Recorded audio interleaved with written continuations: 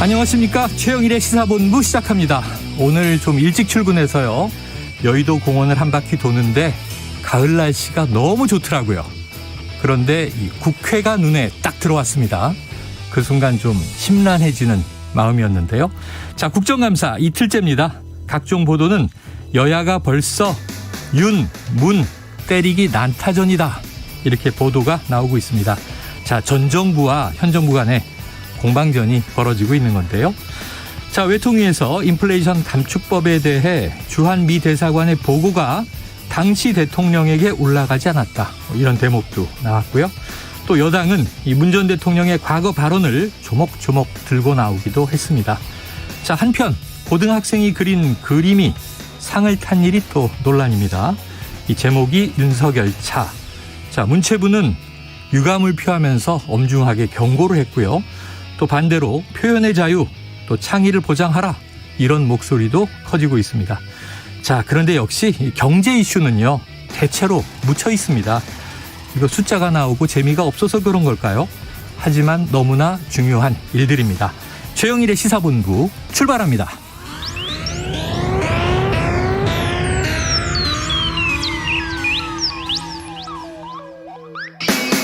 네, 1부에서는요. 오늘의 핵심 뉴스를 한입에 정리해드리는 한입뉴스 기다리고 있고요.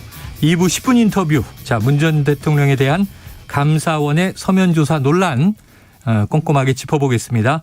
이어서 이상돈 교수와 함께하는 여의도 정핵관 그리고 사건본부가 준비되어 있습니다. 한 입에 쏙 들어가는 뉴스와 찰떡궁합. 이 디저트송 신청 매일 기다리고 있으니까요. 오늘 뉴스에 어울리는 노래가 있으면 문자샵 9730으로 자유롭게 보내주시기 바랍니다. 오늘의 디저트송 선정되신 청취자께는요. 치킨 쿠폰 보내드리고 있습니다. 많은 참여 부탁드리면서 짧은 문자 50원, 긴 문자는 100원입니다.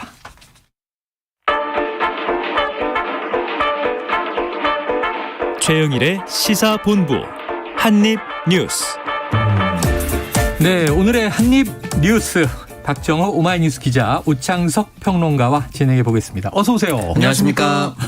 오 평론가님 오늘은 굉장히 착한 머리, 착한 헤어스타일. 네. 네, 어떤 때는 또 한껏 이렇게 스프레이로 올리실 때가 있는데 네. 이게 사람이 이마를 덮느냐 맞아요. 이마를 보이느냐에 따라서 인상이 확 달라집니다. 이미지 확 달라집니다. 네. 자, 하지만 오늘 첫 뉴스는 엄중합니다. 자, 이게 북한이 또 도발이 나왔었죠. 네, 어제 이번엔 있었죠. 중거리 탄도 미사일이었는데 네. 거기에 대해서 이제 한미 당국이 대응하는 또 대응 미사일 발사가 있었군요. 그렇습니다. 이제 우리 군과 주한 미군이 에이테컴스, 그러니까 연합 이 지대지 미사일 사격을 했어요. 네. 각각 2발씩 모두 4발을 동해상으로 발사를 했습니다. 그래서 가상 표적을 정밀 타격을 했는데요. 북한의 추가 도발을 억제하기 위한 연합전력의 대응 능력을 보여줬다. 이렇게 합참은 설명을 했어요. 네. 그래서 북한이 어떤 장소에서 도발하더라도 상시 감시 태세를 유지한 가운데 도발 원점을 무력화할 수 있는 능력 또 태세를 갖추고 있다. 이렇게 강조를 했습니다. 네. 계속해서 북한의 추가 도발에 대해서 감시하고 있다. 이런 얘기도 했는데요. 결국에는 이 한미가 계속해서 강력한 연합 작전 능력 수행하는 그런 모습을 보여주면서 북한의 경고 메시지를 보내고 있는 상황인데요. 하지만 이런 가운데 현무2 탄도미사일이 어제 밤에 에이테컴스 발사 전에 발사가 됐지만 네. 이게 비행 후에 기지 내로 이제 낙탄하는 사고가 발생을 했습니다. 비정상 비행이 된 거고요. 결국 이렇게 되면서 어제 11시쯤부터 계속해서 이제 119 소방서로 네네. 계속 전화가 온 게 성광이 보입니다. 폭발 소리가 들렸습니다. 불이 났습니다. 이런 신고가 잇따랐다는 겁니다. 그래서 어제 밤 계속해서 이 강릉 주변에 있는 주민들께서는 이제 불안에 떨었다. 이런 얘기가 나오고 있고요. 특히 이 사진과 영상이 SNS에 올라오면서 강릉에 있는 주민뿐만이 아니고요.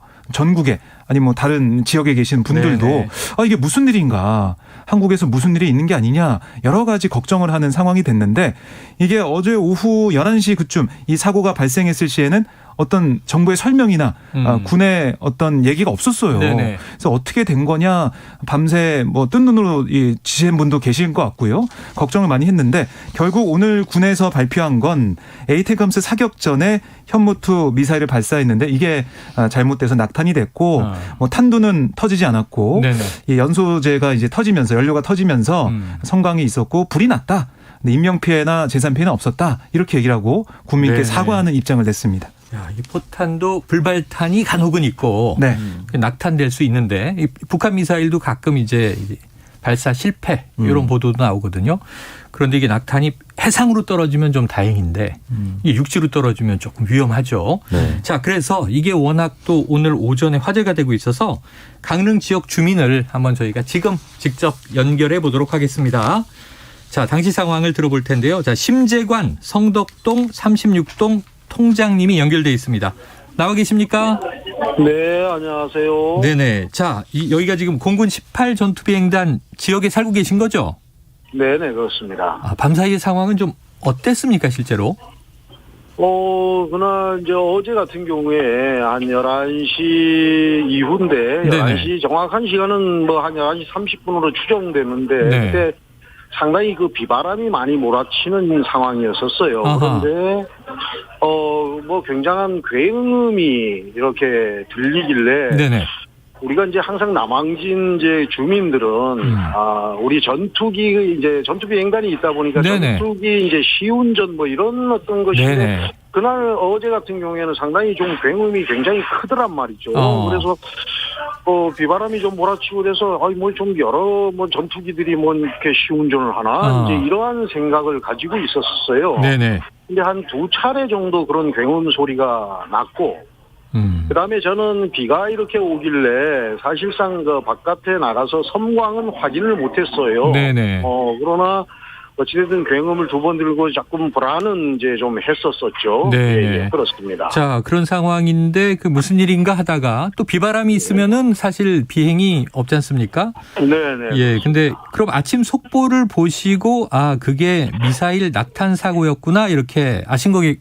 네, 그렇게 인지했습니다. 아, 네네. 보도를 보시고 아, 어제 굉음은 네네. 그것이었구나.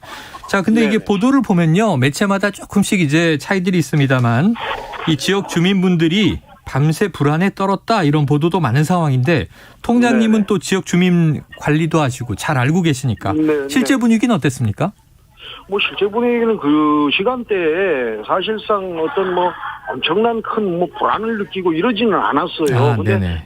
유난히 이제 저 굉음이 좀 들리고 그래서 이게 무슨 일이냐 무슨 우리가 전투기 외에 또 시운전을 하는데 또 그런 소리도 좀 들리고 항상 여기는 네네네. 전투기랑 뭐 항공 헬기 이런 부분이 이제 그 남항지는 소음 피해가 상당히 있거든요. 네네네. 그러다 보니 우리는 조금 그거의 일환에 어떤 뭐 시운전이었나라고만 사실상 생각을 했었어요. 이렇게 뭐 낙탄이 돼서 불발탄이 돼서 섬광이 일어났다라는 거는 네네. 나중에 매체를 통해서 알게 되었습니다. 아, 그래요. 자, 날씨도 네네. 좋지 않았고 또 뭐 굉음이 일반적으로 이제 전투기 폭음이 이착륙할 때 많이 나죠. 소음 네네. 피해는 일상적으로 있다.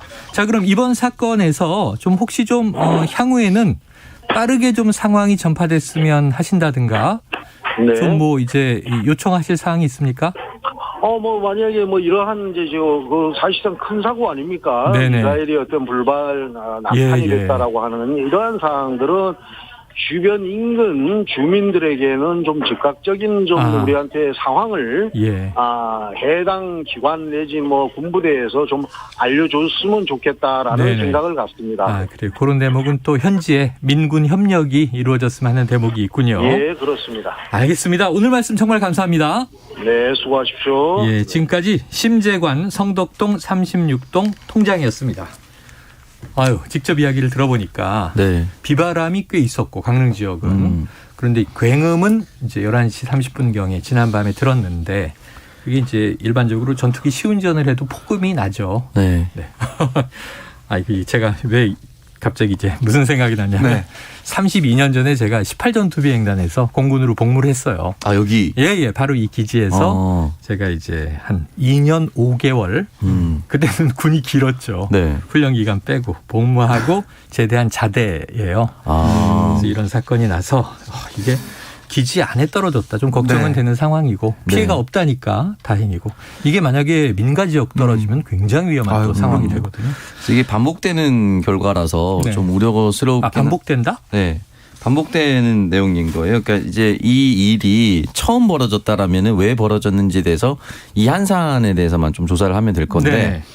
같은 이제 미사일로 추정이 되는 현무가 2017년 그리고 2020년에도 불발이 됐고 지금도 똑같은 미사일로 지금 추정이 되는 거거든요. 네네. 그러면 해당 미사일 과연 안전한 것인가? 이걸 한번 따져봐야 되고 이 일이 반복됐을 때마다 적어도 이 인근의 주민들에게 전투기가 지나갈 때도 이제 굉음이 발생한다고 하는데 네.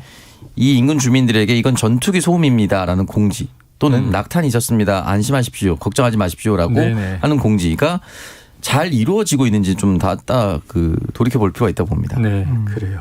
그래서 뭐 여야 정치권에서도 한 목소리로 네. 군의 대응을 비판하고 있더라고요. 아, 그래요? 권성동 전 원내대표가 페이스북 글을 통해서 뭐라고 했냐면 특히 권 의원은 강릉이 지역구입니다.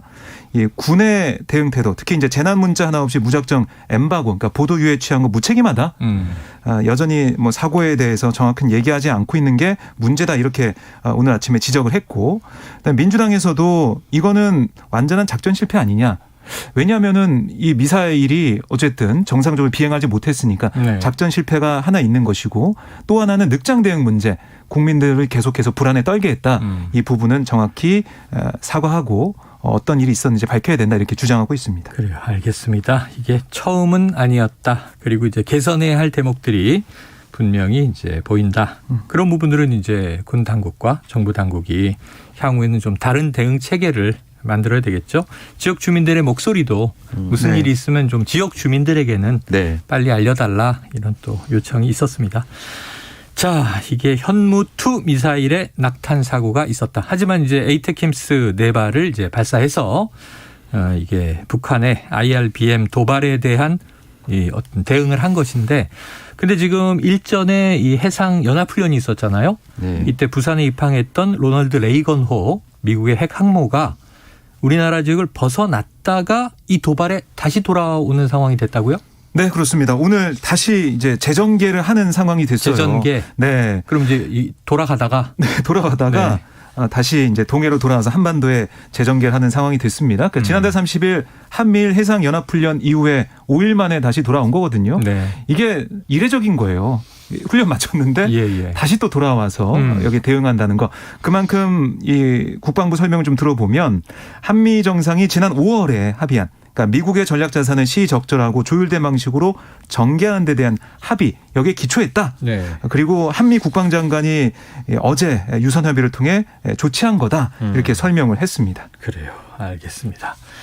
자, 이게 한반도 긴장이 좀 고조되는 느낌인 것이 어제도 저희가 전문가 인터뷰를 했습니다만 북한 입장에서 이제 단거리 탄도미사일은 주목을 안 해주니까 중거리로 수위를 높였고 일본 상공을 넘어갔는데 네. 이게 레드라인을 자꾸 넘을수록 건드릴수록 이제 미국의 주목도가 높아지고 향후에 뭔가 이제 대화의 물꼬를 또 기대하는 거 아닌가 네. 지켜봐야 될 것 같습니다. 다음 이슈를 보죠. 이게 지금 왜 이렇게 논란이 커지나 싶기도 한데 이 문체부가 이른바 고등학생이 그 상을 탄 만화죠. 카툰 윤석열차 여기에 대해서 경고를 했어요. 웹툰 협회도 입장을 냈네요. 네, 그러니까 문체부가 이게 어떻게 보면 이 공모전에서 네. 행사 취지에 어긋난 작품을 선정해서 여기에 문제가 있다. 그래서 한국만화영상진흥원에 엄중히 경고한다. 네네. 신속한 관련 조치를 취하겠다. 어제 얘기를 했잖아요. 그러다 보니까 웹툰 협회도 여기에 대해서 뭐 대응하는 그런 모습을 보였는데요. 네. SNS에 어젯밤에 입장문을 올렸습니다. 이 표현의 자유를 부정하고 있다. 정부 예산 운운하며 헌법의 기본권 중 하나인 표현의 자유를 부정하고 있다. 이렇게 지적을 했고 네. 박근혜 정부 시절 관련자들이 사법 단죄를 받은 블랙리스트 행태를 대놓고 저지르겠다는 소신 발언 아니냐. 경악스럽다. 이렇게 문체부 조처를 비판을 했고요. 네. 그러니까 주무부처가 정권 입맛에 맞지 않는 분야인 길들이기와 통제 차원에서 국민 세금을 쌈짓돈 쓰듯 자의적으로 쓰겠다는 협박이 21세기 민주주의 사회에서 가당키나 하는 일인지 묻지 않을 수가 없다. 네. 이렇게 강하게 비판을 했습니다. 또 눈에 띄는 부분이 윤 대통령이 42주년 5.18 민주화운동 기념식에서 자유를 12번 외치고 또 방송에서 정치 풍자는 문화예술인들의 권리다 이런 발언도 했다고 다시 이걸 언급을 했어요. 아울러 윤 대통령이 대선 후보던 지난 12월에 서울대학로에서 청년문화예술인 만나서 어떤 얘기를 했었냐면 코미디는 현실에 대한 풍자다. 과거 권위주의 정권에서는 그야말로 말초적으로 웃기기만 하는 부분이 있었지만 대부분은 정치와 사회에 힘 있는 기득권자들에 대한 풍자가 많이 들어가야만 인기 있고 국민 박수를 박는다. 뭐 이렇게 네. 얘기했던 발언도 가지고 와서 이 상황을 비판하고 있습니다. 그래요. 자, 웹툰 협회의 표현의 자유를 억압하지 마라. 이게 또 윤석열 대통령이 그동안 표방해온 철학에도 전면 부정하는 그런 얘기가 아니냐. 네. 자, 이게 어떻게 보셨습니까? 어제도 사실은 이제 표현의 자유의 영역에 들어가야 된다라고 네네. 이제 말씀을 드렸었고요. 창의력, 창발 이런 얘기도 나왔어요. 네, 저는 이제 이 국면에서 이준석 대표의 SNS를 좀 인용하고 싶어요. 아, 그래요? 네, 같은 당 사람들은 어떻게 보나. 네, 어쨌든 뭐 SNS 이렇게 썼습니다. 고등학생과 대학생이면 나이 차이도 얼마 안 날 것 같은데 만화로 정치 세태를 풍자하는 것은 경고의 대상이 되고 사실 여부는 자체하고 서슬퍼렀던 시절에 쿠데타를 일으킨 대통령에게 모의 재판에서 사형을 구형한 일화는 무용담이 되어서는 같은 잣대라고 할 길 없다. 네네네. 후자는 40년 전에도 처벌 안 받았다고 알고 있다. 신문사마다 일간 만화를 내는 곳이 있고 90% 이상이 정치 풍자인 것은 그만큼 만화와 프로파간다 정치는 가까이 있기 때문이 아닌가. 라고 애둘러서 윤석열 대통령은 전두환 정권 당시에 모의 재판을 했을 때 사형을 구형해도 아무런 처벌을 받지 않았는데. 법대생일 때 네. 모의 재판을 해서 당시 대통령을 재판에 회부했는데 네. 여기서 그게 엄청난 무용담이거든요. 네네. 그래서 그것 때문에 사실은 사법고시 계속 물먹었다. 강원도까지 도망갔다. 여러 가지 얘기가 네네. 나왔어요. 어디까지가 팩트체크인지 모르겠습니다. 본인 직접 나와서 여기까지가 진실입니다라고 말씀하지는 않았으니까. 네. 근데 어쨌든 그게 다 많이 알려져 있잖아요. 그 정도의 일도 처벌받지 않았는데 지금 그림 그렸다고 또 대부분의 만화는 정치 풍자를 담고 있음에도 불구하고 네. 이것을 뭔가 억압하려는 뉘앙스는 옳지 못하다라고 지금 이준석 대표가 글을 쓴 거거든요. 네.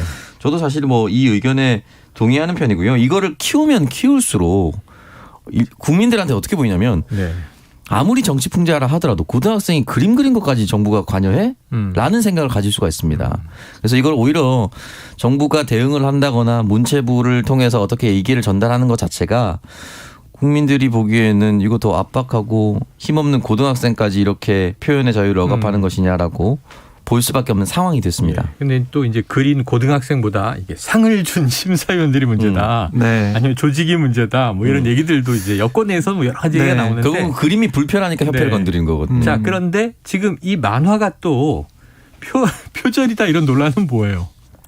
네, 이게 뭐 어제 이제 국회에서 지적이 나왔고 네. 표절 논란까지 번지고 있는 상황인데요. 네.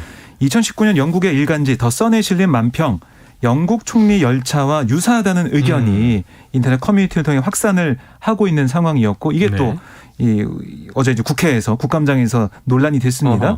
그러니까 이 망평을 보면 당시 이제 보리스 존슨 영국 총리의 얼굴한 기차와 기차 위에 도널드 트럼프 전 미국 대통령으로 보이는 인물이 석탄을 넣고 있는 모습이 그려져 있어요. 네. 그러니까 이 망평이 어떤 내용이냐면 존슨 총리가 이 브렉시트 강행을 위해서 조기 총선을 추진하자 이걸 비판하는 내용으로 그려진 거죠. 그래서 만평으로 언론에 실린 건데 잘 봐라. 기차 똑같은 모습, 비슷한 뭐 정치인의 모습을 한 그런 기차 그리고 달리고 있는 상황. 그다음에 그 주변에 있는 시민들 놀라는 그런 모습도 좀 들어가 있거든요. 예. 표절한 거 아니냐? 어떻게 표절 작품을 이렇게 수상할 수가 있냐? 상을 줄 수가 있냐? 이런 지적이 나오고 있는 겁니다. 이게 평론가의 좀 전문적인 견해가 필요합니다. 표절입니까? 아닙니까? 아니요, 이게 수상을 목적으로 했다라고 한다면 이 부분에서 자유롭게 어렵지 않을까 그런 생각이 좀 듭니다. 왜냐하면 이제 이런 만평 제가 어제도 이제 이 열차에 대해서 어린이들이 보는 토마스 열차 를 본뜬 거다라고 말씀드렸잖아요. 그러니까 기차 앞부분에 얼굴이 들어가는. 이거 뭐 유명한 만화니까. 너무 유명한 만화인데 이게 더 선에 나오는 영국 총리 열차이기도 한데요. 이 정도의 풍자 만평이 각국에서 너무 많았습니다. 그렇겠죠? 네, 대표적으로. 왜냐하면 어제 하루 동안 한 6개, 7개가 돌아다녔어요. 서로 다른 이 열차를 이용한 소재로 한 정치 풍자. 근데 이제 그것을 어떤 수익을 얻기 위한 것이나 또 수상을 바라는 목적이 아니라 말 그대로 이제 풍자를 통해서 한 것인데 이건 이제 대회를 나간 것이기 때문에 그런 부분에 있어서 출품한 거죠. 네, 출품한 것이기 때문에 만약에 일간지 또는 뭐 주간지에 이와 같은 비슷한 것을 차용해서 풍자했다면 그것을 뭐 표절이다 나쁘다 이렇게 얘기하기는 좀 어렵겠지만 수상이 들어간다라는 것은 좀 민감할 수도 있거든요. 그렇기 때문에 이건 어떻게 판단할지 협회가 좀 판단을 내릴 것 같고요. 그럼에도 불구하고 이것이 표현의 자유를 억압하는 도구로 사용돼서는 안 된다고 봅니다. 네, 그래요.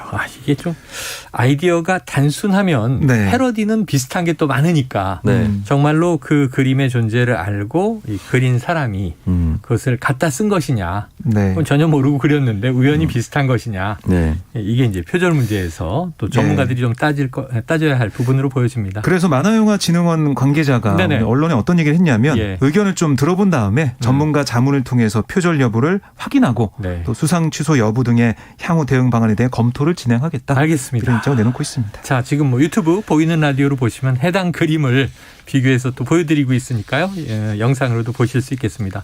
자, 지금 12시 41분이 이제 막 된 시간인데요. 점심시간 교통 상황 알아보고 이어가도록 하겠습니다. 교통정보센터의 김한나 리포터 나와주세요. 네, 이 시각 교통정보입니다. 먼저 도로 통제 구간인데요. 오늘 서울 시내에서는 행사 관계로 우정국로 안국동 사거리에서 조계사 앞 사거리 구간 양방면과 종로 일가에서 조계사 앞 사거리 방면 직진이 통제됩니다. 오늘 저녁 6시까지 계속되니까요. 참고 운행하시기 바랍니다. 또 동호대교 북단에서 남단 쪽으로는 1차로를 막고 시설물 보수 작업을 하고 있습니다. 이 때문에 동호로 약수역 이전부터 정체되고 있는데요. 이 작업은 이번 주 토요일 아침까지 계속되겠습니다. 고속도로는 경부고속도로 서울 방면 기흥 부근 2차로에서 사고가 났습니다. 부근으로 혼잡해서 차선 변경하실 때 조심하셔야겠고요. 이후로는 상습 정체 구간인 양재에서 반포까지 어렵습니다. 반대 부산 쪽으로는 남사 진이 나들목과 또 옥산 분기점에서 작업 여파를 받고 있고요. 영동고속도로 강릉 방면으로도 새마을 부근에서 작업 때문에 밀립니다.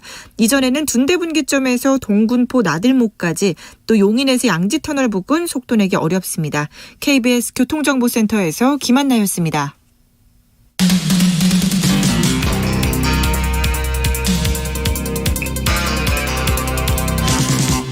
최영일의 시사본부. 네, 또 문제가 지금 크게 되고 있었던 감사원의 서해 공무원 피격 사건 관련해서 문재인 전 대통령에 대해서 이제 서면 조사를 요구했다. 그리고 여기에 대해서 이제 무례한 짓 이런 이제 반응도 나오고 이제 여야가 시끌시끌했는데요. 이 부분은 감사원이 조사에 실익이 없어서 서면 조사를 하지 않겠다 이렇게 입장을 밝혔고요. 관련해서는 이제 2부 첫 순서에 저희가 민주당의 윤건영 의원을 직접 인터뷰해서 그 의견을 들어보도록 하겠습니다. 자, 요건 이제 넘어가도록 하고요. 지금 국정감사가 오늘로 이틀째? 네, 그렇습니다. 어떻게 되고 있어요? 네, 지금 뭐 이제 문체부 국감도 있고요. 네. 그다음에 이제 고용노동부 국감도 진행되고 있고 곳곳에서 진행이 되고 있는데 원래는 이제 수요일이 네. 어떻게 보면 국감 기간 중에 좀 쉬는 그런 날이에요. 왜 쉬어요? 평일인데. 쉬는 게 아니고 준비를 다른 국감을 준비하는 날. 예, 정정하겠습니다. 네, 이제 열리지 않고 네, 위원회가 열리지 않고 네, 준비하는 그런 날인데 국회가 쉰다 그러면 자꾸 화가 나려고 그래요. 네, 보좌진들 얘기 좀 듣다가 네. 보니까 그게 용어가 나왔는데요. 네. 준비하는 그런 날이에요. 재정비하는 날인데요. 오늘 곳곳에서는 국감이 벌어지고 좀 보건복지부 장관이 새로 또 임명이 됐기 때문에 네네. 복지부 오늘 국감도 주목을 해봐야 되는 상황이고요. 인사청문회도 또 잡혀야 되는군요. 인사청문회는 이제 복지부 장관이 통과를 했고요. 통과를 했고 교육부 장관 인사청문회가 교육부 장관 국감 이후에만 진행될 것 같습니다. 새로 내정된 그렇습니다. 복지부 장관은 지나갔죠. 맞습니다. 네, 이주호 후보자 인사청문회는 국감 이후에 진행될 것 같고요. 네.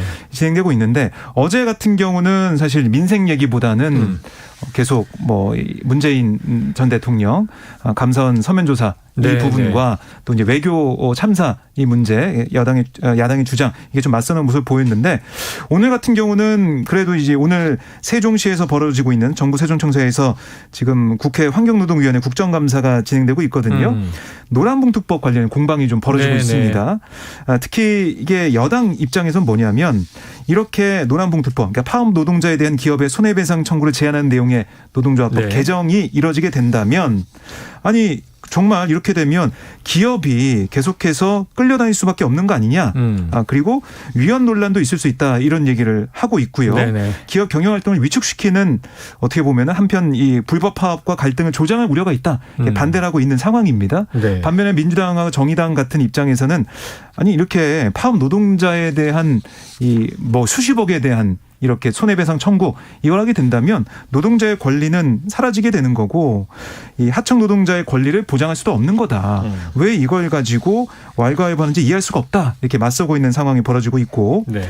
그리고 이 보건복지부 장관이 이제 출석한 오늘 이 복지부 국감에서는 이 차세대 이제 복지 시스템 오류 손해배상 이것도 검토하겠다 이런 얘기를 하고 있고요. 국민연금 개혁안이 내년 10월에 국회에 제출될 거다.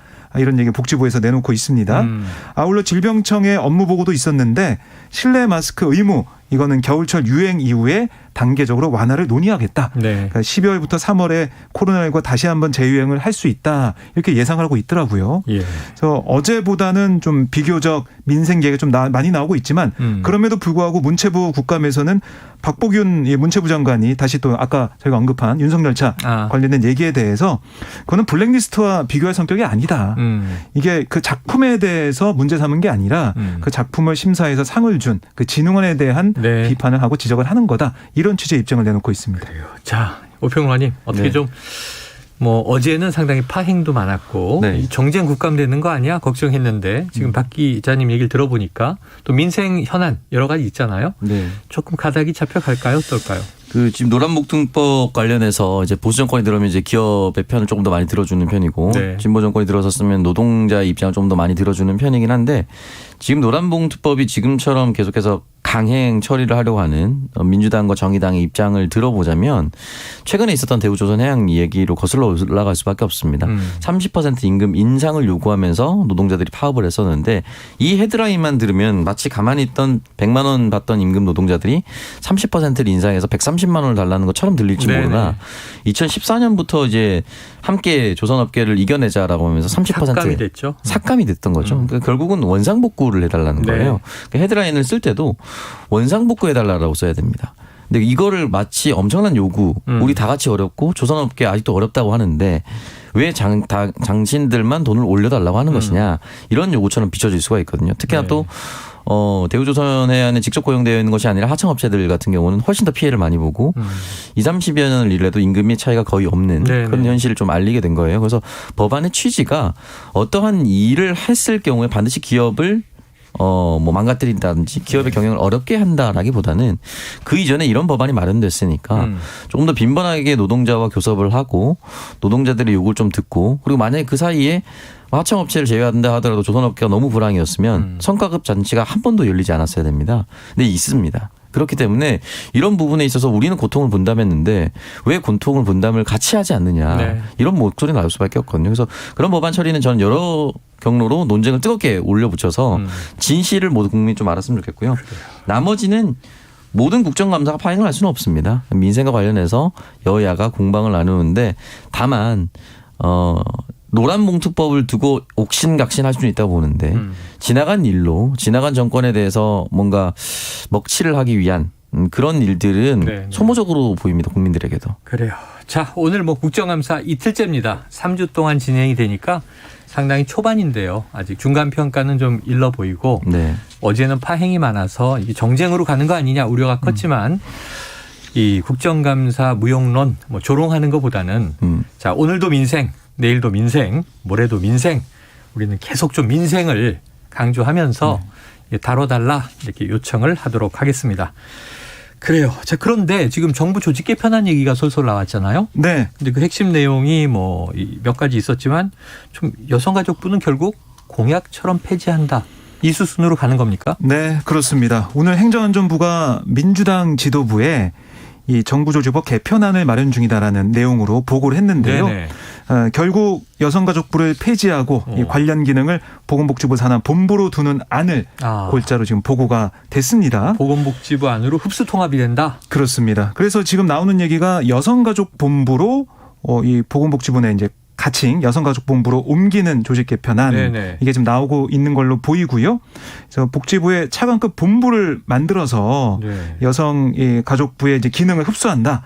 이곳의 주요 기능을 이곳으로 옮긴다 이렇게 얘기를 하고 있고 그리고 이제 여가부 업무 중에 여성 고용 관련 부분도 있는데요. 이 부분은 고용노동부로 이관하는 방안도 고려를 하고 있다고 합니다. 업무가 쪼개지는군요. 그렇습니다. 이제 이렇게 이제 보고가 되다 보니까 민주당 입장이 중요할 수밖에 없어요. 네. 왜냐하면 이게 법이 통과돼야 되지 않겠습니까? 민주당이 합의를 해주고 이거 통과시켜 주는 상황이 돼야 되는데요. 그래서 민주당은 좀 우려를 나타내고 있어요. 왜냐하면 여성가족부 장관을 차관급의 본부장으로 격하할 때 성범죄 관련 정책 논의 이런 걸 할 때 국무위원이 아니어서 타 부처의 교섭력이 약화될 수 있다. 네. 이러면 또 피해를 보는 이 국민들이 나오는 게 아니냐 이런 얘기를 하고 있고 예. 그리고 특히 이제 신당녀 스토킹 살인 사건 등을 통한 그러니까 여성을 상대로 한 범죄 등이 여전히 사회적으로 큰 이슈로 반복이 되고 있는데 네. 또 유엔에서도 성평등 관련한 독립 부처의 필요성을 권고하고 있는데 이렇게 정부 조직이 변경되는 게 맞느냐 네. 이런 비판이 나오고 있습니다. 자, 보훈처의 뭐 격상 문제도 있고 지금 동포청 신설 문제도 있고 네. 여가부는 지금 폐지 수순으로 가고 이게 좀 지켜보도록 하죠. 근데 이게 애매한 게 보통 부 아래는 처나 청이 있는데 본부 하면 이게 조금은 이게 이 유연적인 조직이라 우리가 시사본부지 않습니까? 유연적인 존재입니까? 본부가 네. 과연 장관급이냐 차관급이냐 이게 여러 가지 좀 헷갈리거든요. 네. 앞으로 어느 정도의 이제 격과 급으로 자리매김하는지 또 지켜봐야 되겠고요. 민주당의 반응도 봐야 되겠네요. 자, 지금 제일 뜨거운 문제가 사회적으로 택시 대란이에요. 택시를 못 잡는다. 특히 심야 시간엔 너무 어렵다. 그래서 이제 당정에서도 지금 대책을 내고 하는데 결국 심야 택시 호출료 이게 최대 5,000원 거기다 기본 요금까지 인상되면 심야에 택시를 잡으면 기본 한 11,000원 이상 내야 된다 이런 얘기가 나오고 있어서 지금 뭐가 좀 안이 확정된 겁니까? 네, 정부의 안은 나왔어요. 심야 택시난 완화 대책 이게 네. 어제 발표가 됐거든요. 지금 보면은 심야 시간 오후 10시부터 새벽 3시에 한정해서 현행 최대 3,000원의 호출료를 최대 4,000원 아니면은 최대 5,000원으로 조정하는 방안 네. 연말까지 수도권에 시범 적용하겠다. 이런 얘기를 하고 있습니다. 그런데 지금 서울시 택시 요금을 보면 이것도 12월에는 심야 할증료를 올리고 내년 2월부터는 기본 요금 올린다고 했잖아요. 네. 그러니까 10,000원대가 되는 거죠. 네네. 기본 이제 심야에 택시 타려고 그러면. 6,700원 이렇게 나오고 그래서. 그렇습니다. 그래서 이걸 통해서 지금 코로나19 때 이 현업을 떠난 택시 기사들을 좀 돌아오게 하겠다. 네, 네. 이 당근책으로 나오는 그런 상황이고 또 택시 부재 이것도 해제를 하겠다는 네. 얘기를 했어요. 업무 일수도 제한을 했었죠 그동안. 그렇습니다. 그러니까 이틀 하루 쉬고 이틀 일하고 건가요? 네네. 맞나요? 제가 헷갈리네요. 원래 갑자기. 개인 택시는 하루 24시간 일하면 네. 이틀 쉬게 돼 있고. 네, 그래서 3부제로 가게 돼 있는데 법인 택시하고는 또 좀 차이가 있어요. 그걸 좀 해제해 가지고 네. 좀 자유롭게 일할 수 있는 그런 쪽으로 가겠다 이렇게 얘기를 하고 있고 또 파트타임으로 일할 수 있는 택시 기사도 일을 할 수 있게 하겠다 이런 얘기를 하고 있습니다. 또 취업도 좀 빠르게 할 수 있게 하겠다. 범죄 전력 정도만 조회하고는 네. 그동안 이제 기사의 취업이 상당히 까다로웠어요. 네. 그렇게 됐던 이유들이 있는데 이거 풀겠다. 타다도 지금 사실은 성업하다가 한번 이제 철퇴를 맞았었죠. 지금 이제 타다에 관련된 소송이 계속 진행되고 있는데 무죄로 네네. 나오고 있습니다. 2심까지 무죄가 났죠. 예, 계속 타다가 어떻게 진입할 것인가 나오고 택시 면허에 관련된 문제가 또 있었기 때문에 그리고 이게 코로나랑 겹치면서 굉장히 간편하게 일을 할 수 있는 흔히 말하는 쿠팡 플렉스, 뭐 배달, 네네네. 운송 이런 데로 뛰어들어서 택시가 실제로 많이 줄어들었습니다. 택시 기사하던 분들이 주로 이제 운송 택배 쪽으로 많이 가셨다. 훨씬 짧게 편하게 일할 수 있는 시스템들이 많이 도입되다 네. 보니까 빠져나간 것이죠. 시간이 많이 지났군요. 예. 자, 한입뉴스 오늘 여기서 마무리하고 내일 이어가도록 하겠습니다. 박정우 기자, 오창석 평론가 수고하셨습니다. 고맙습니다. 자, 오늘의 디저트송은요. 청취자 3414님 신청곡 김밥입니다. 김밥 틀고 치킨 쿠폰 보내드리고 저는 입으로 돌아옵니다.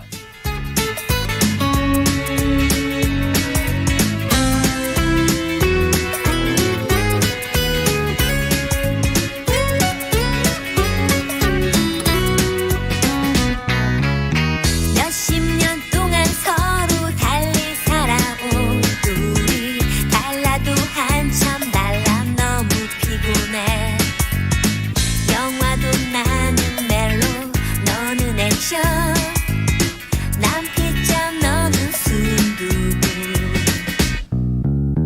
그래도 우린 하나 통한 게 있어 김밥을 좋아하잖아 언제나 김과 밥은 붙어 산다고 너무나 부러워했지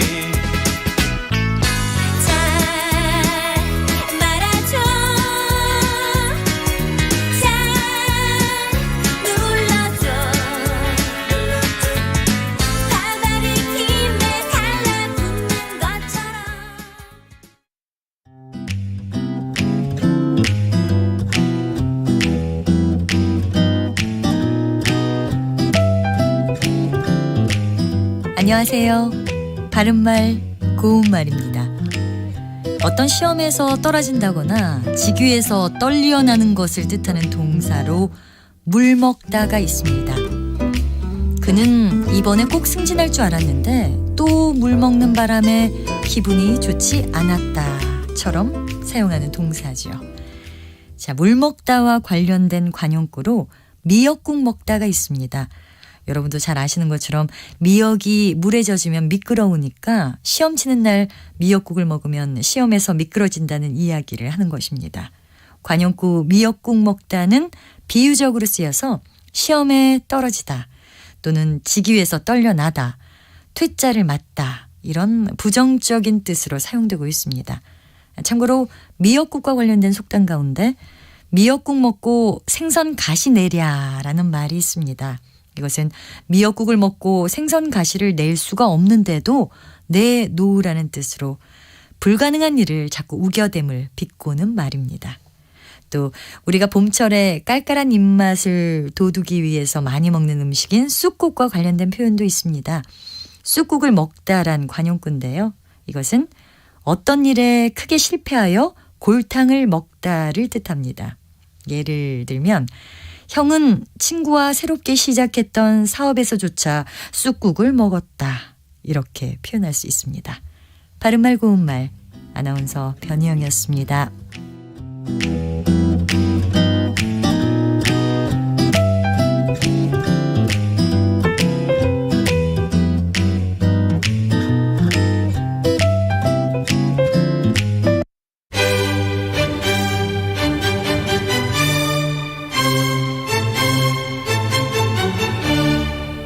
여유로운 저녁 시간, 고품격 시사토론과 함께하세요.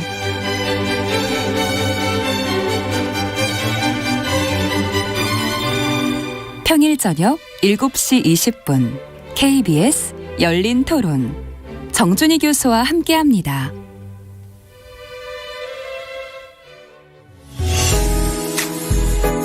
역사, 예조판서, 그다음에 좌천성을 지낸 유근이라는 분, 이분이 경제, 달러가 좀 전 세계적으로 좀 귀해졌습니다. 음악까지 꺼내 먹어요. 잠들기 전 꺼내 먹는 지식 알사탕.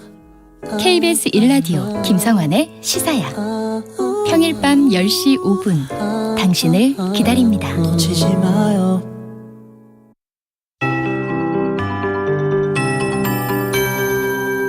KBS 58분 날씨. 오늘은 낮에도 선선하겠습니다. 한낮 기온이 서울 20도, 대전과 대구, 제주 21도, 부산, 광주 22도 등에 머물면서 어제보다 1도에서 4도 정도 낮겠고요. 예년 이맘때 기온을 4, 5도가량 밑돌겠습니다. 북쪽에서 찬 공기가 밀려 내려오고 있어서 당분간 아침에는 많이 쌀쌀하겠고 낮에도 서늘하거나 선선하겠습니다. 서울의 경우 내일 아침 기온은 13도, 모레는 11도, 주말에는 9도까지 내려갈 전망입니다. 지금 전국의 하늘에 구름이 많이 껴 있습니다. 일부 지역은 흐린 가운데 약한 비가 오락가락하고 있고 동해안 지역은 동풍의 영향으로 비가 이어지고 있습니다. 강원 영동과 경북 동해안은 모레까지 비가 내리면서 앞으로 강원 영동에 30에서 많은 곳은 100mm 이상, 경북 동해안에는 10에서 50mm 정도의 비가 더 오겠습니다. 강원 높은 산지는 기온이 낮아서 눈으로 내리는 곳도 있겠습니다. 우리나라 상공에 약한 비구름이 머물고 있어서 오늘 내륙 지역에도 곳에 따라서 5mm 미만의 비가 조금 오거나 빗방울이 떨어질 전망입니다. 내일과 모레도 구름이 많이 끼는 가운데 일부 지역에 약한 비나 빗방울이 예상되고요. 한글날인 일요일에는 전국에 비 소식이 있습니다. 현재 서울의 기온은 20.6도입니다. 송소진입니다.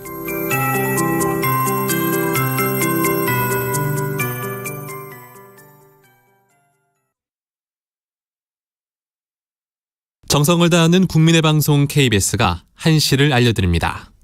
AM 711kHz, FM 97.3MHz, KBS 1라디오입니다. HLKA.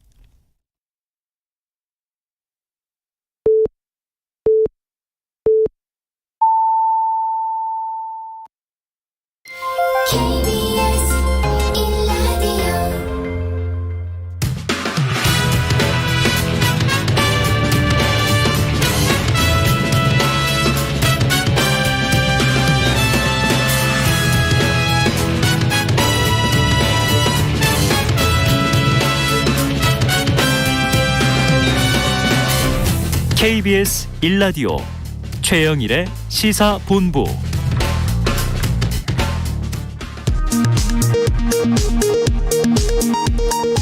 이 시각 라디오 정보센터 뉴스입니다.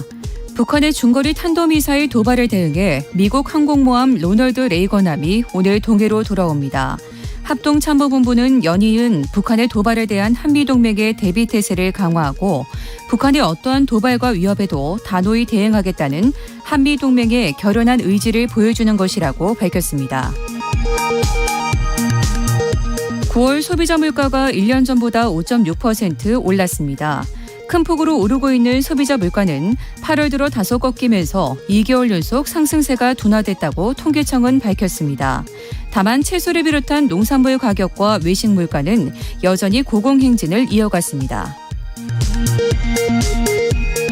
전국적으로 독감 유행주의보가 발령된 가운데 오늘부터 1회 접종 대상 어린이와 임신부에 대한 독감 무료 예방접종이 시작됩니다. 고령층을 대상으로 한 백신 무료 접종은 이달 12일 만 75세 이상부터 순차적으로 시작됩니다. 행정안전부는 여성가족부를 폐지하고 관련 기능을 보건복지부 산하본부로 두는 안을 골자로 정보조직법 개편안을 마련 중이라고 밝혔습니다. 지금까지 라디오 정보센터 뉴스 정한나였습니다.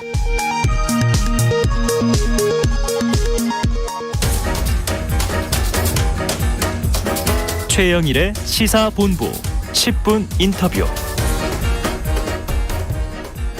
네, 화제 이슈를 콕 짚어보는 10분 인터뷰 시간입니다. 감사원이 서해 공무원 피격 사건 관련해서요. 자, 문재인 전 대통령에게 서면 조사를 통보했었죠.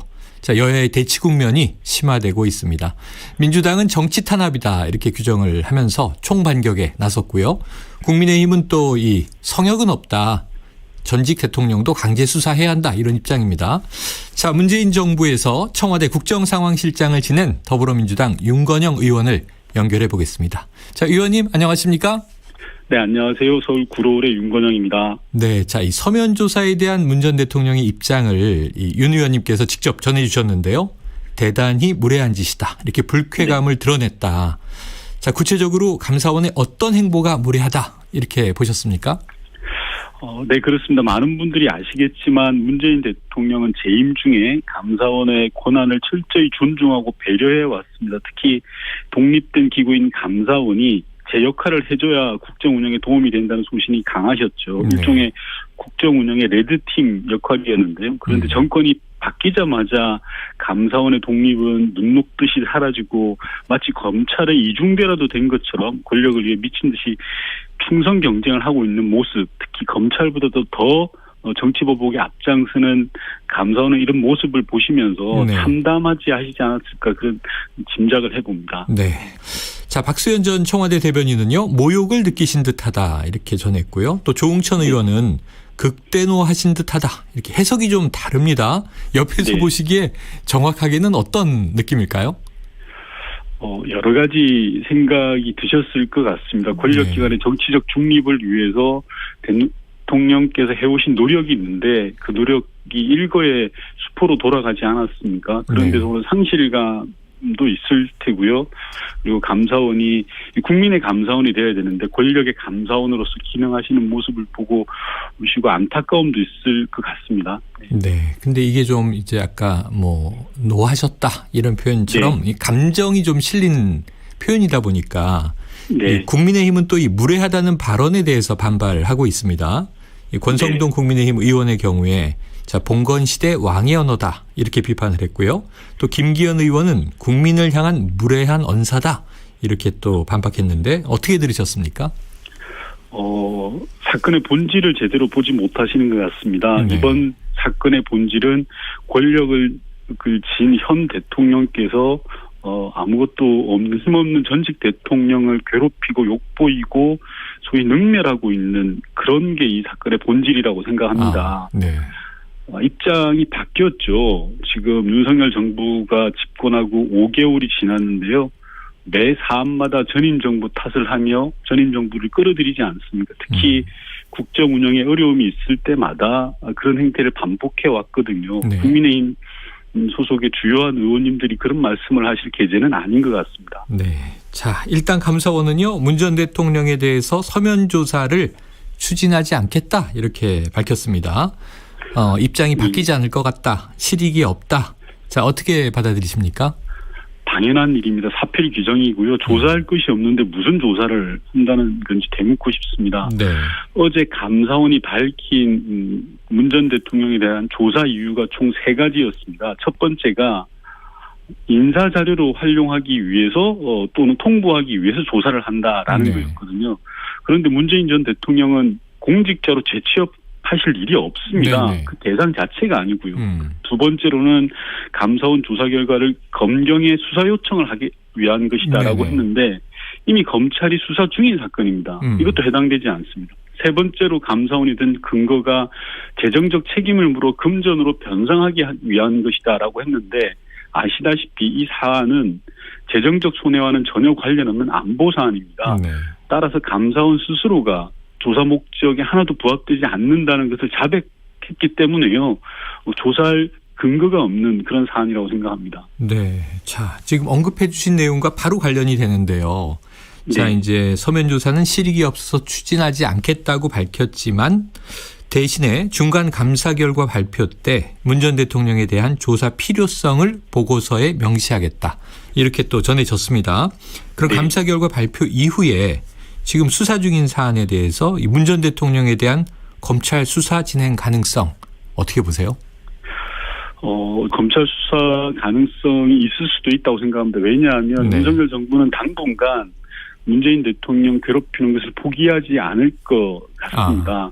왜냐하면 본인들의 국정 운영 성과를 제대로 보여줘야 하는데 집권 5개월 동안 국민 다수로부터 욕을 먹고 비난을 받지 않습니까? 그러다 보니까 권력기관을 이용한 손쉬운 방법으로 전임 정부를 괴롭히고 탓하고 하는 궁색한 전략을 사용하고 있기 때문에 그럴 가능성을 배제할 수 없다라고 봅니다.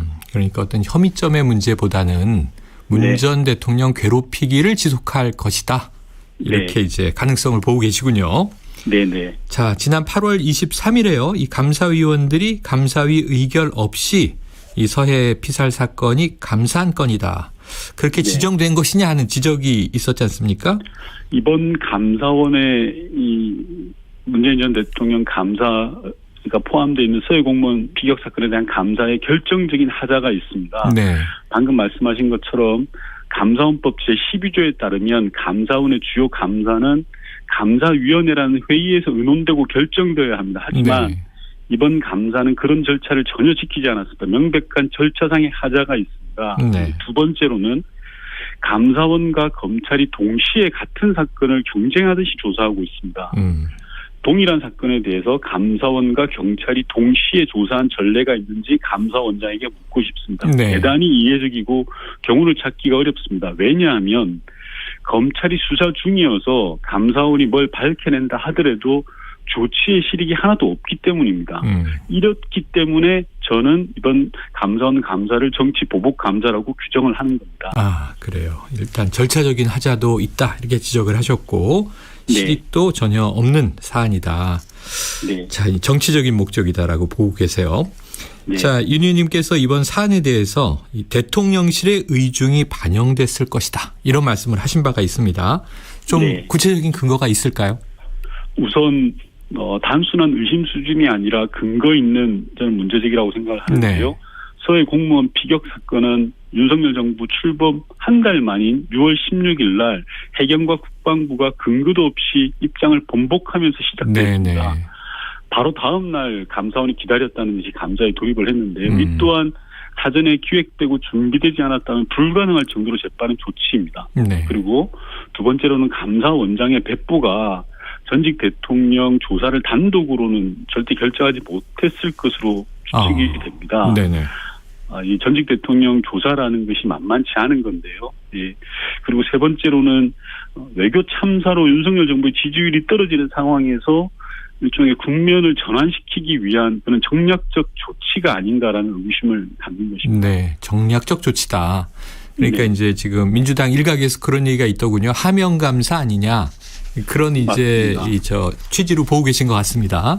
감사원 뒤에 용산 대통령실이 배후로 작동한 건 아니냐라는 의구심을 가지고 있는 겁니다. 알겠습니다. 자, 감사원이요. 서훈 전 국가안보실장 그리고 박지원 전 국정원장 이 직권남용 혐의와는 또 다른 범죄 혐의를 확인했다 이런 보도도 나왔습니다. 감사원 고위 관계자 발. 자, 이번 감사에서 확인된 범죄 혐의는 수사 중인 사안과는 다른 내용이다 이렇게 밝히기도 했는데 혹시 의원님이나 뭐 당 차원에서 파악하고 계신 바가 있습니까? 저는 감사원이 정치 보복의 돌격대 역할을 하는 것 같습니다. 저는 검찰 수사도 감사원 조사도 필요하면 반드시 해야 된다고 생각합니다. 네. 하지만 정권을 위한 수사, 정권을 위한 감사는 안 됩니다.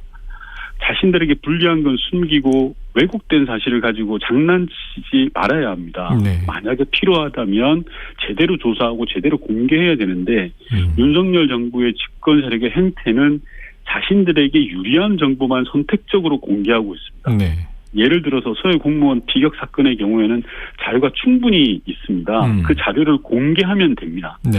예를 들어서 당시에 국회 국방위에서 국방부가 보고했던 회의 자료가 있습니다. 그 자료만 공개하더라도 지금 누가 거짓말을 하고 있는지 단박에 드러날 일인데 자신들에게 불리한 자료는 공개하지 않고 선택적으로 공개하는 것이 문제다라는 말씀 드리고 싶습니다. 네, 지금 말씀이 이제 핵심적인 이른바 이제 월북 정황 이런 문제들이군요.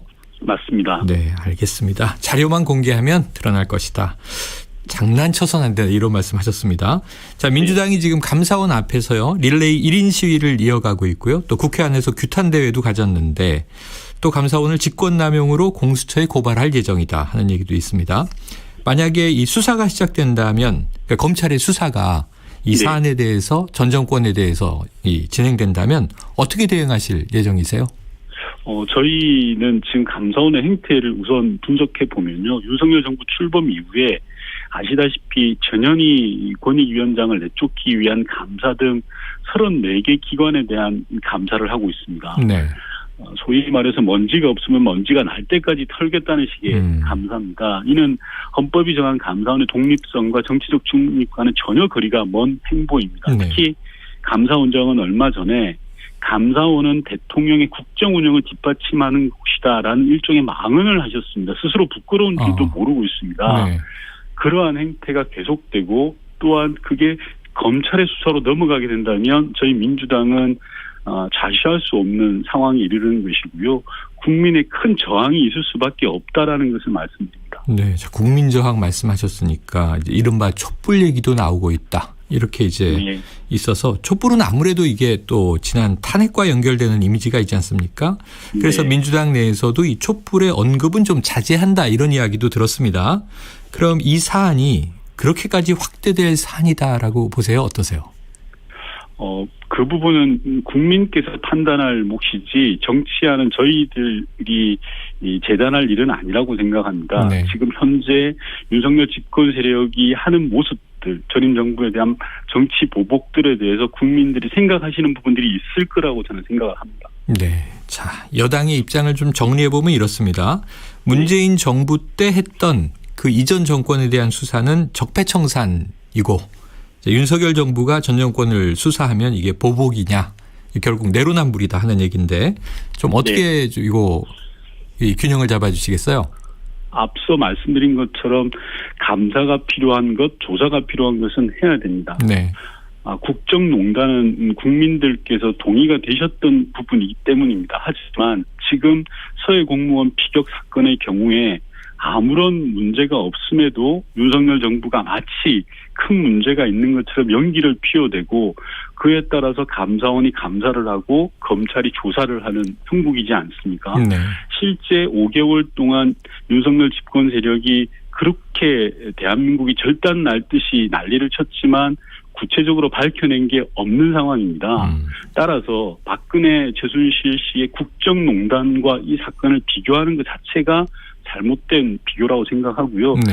그렇게 동일화시키는 것은 정말 초등학교 수준의 인식이라고 저는 생각합니다. 네, 알겠습니다. 자, 윤석열 정부 출범 이후에 첫 번째 국감이 이제 시작됐습니다. 그런데 이 민생과 정책이 사라지고 지금 정쟁만 확산되는 거 아니냐 하는 우려가 좀 큽니다. 제1야당의 지금 또 이 국회 다수당의 의원이시니까요. 윤석열 정부의 첫 국감 좀 어디에 방점을 두실 계획이세요? 그렇습니다. 지금 물가, 환율, 주가 모든 것 하나 정상인 게 없지 않습니까? 네. 민생이 대단히 어려운 상황입니다. 따라서 저희 민주당은 국민이 아픈 곳, 어려운 곳을 챙겨보자라는 심정이고요. 네. 그래서 제가 속해 있는 게 환경노동위원회입니다. 어제부터 세종시에서 환경부 국정감사를 했고 오늘은 노동부 국정감사를 합니다. 저 같은 경우에는 어제 일회용급 보증금 제도에 대해서 집중적으로 질의를 했습니다. 네. 말씀드린 것처럼 민생 과제를 중심으로 저희는 이번 국감을 맞이할 예정입니다. 네, 자 환노위 소속이시니까 지금 쟁점 중에 하나를 보면은 이 중대재해처벌법이지 않습니까? 네. 지금 이제 윤석열 정부는 이게 뭐 재개에 또 강력한 입장이 있고 이 중대재해법 완화를 좀 추진하겠다 그런 기류인데 어떤 입장이세요? 완화가 필요할 수도 있고 강화가 필요할 수도 있습니다. 하지만 중대재해처벌법 그 자체는 노동자의 생명이 걸린 문제입니다. 우리나라는 OECD 국가 중에서 일하다가 죽은 즉 산재 사망률이 3위인 불명예를 가지고 있습니다. 선진국 반열에 오른 우리 국격에 전혀 맞지 않는 오명입니다. 그동안의 빠른 경제성장 과정에서 노동자들이 희생이 그만큼 컸다는 것이고요. 이제는 바로잡을 때가 충분히 되어 왔다고 생각합니다. 그래서 입법 취지가 지켜져야 된다고 생각을 하고요. 네. 이 법이 도입된 지 얼마 되지 않았습니다. 네네. 따라서 만약에 보완이 필요하다라면 충분한 시간을 두고 평가를 해야 되는 것이지 졸속적으로 입법한 지 얼마 되지도 않았는데 손을 본다라는 것은 온당치 않은 것 같습니다. 네, 알겠습니다. 자, 환노위 소속이시긴 하지만 이게 어제 오늘 좀 화제가 된 이슈가 하나 있어서 여쭤보려고요. 네. 최근에 이제 공모전 이 카툰 부문에 금상을 받은 한 고등학생의 이제 풍자 만화가 문제가 됐죠. 문체부가 유감 표명을 하고 엄중하게 경고도 했는데요. 그 내용이 이제 정치적이고 사회적 물의를 일으켰다. 이 국감장에도 등장했습니다. 이 문체부의 대응은 어떻게 보셨어요?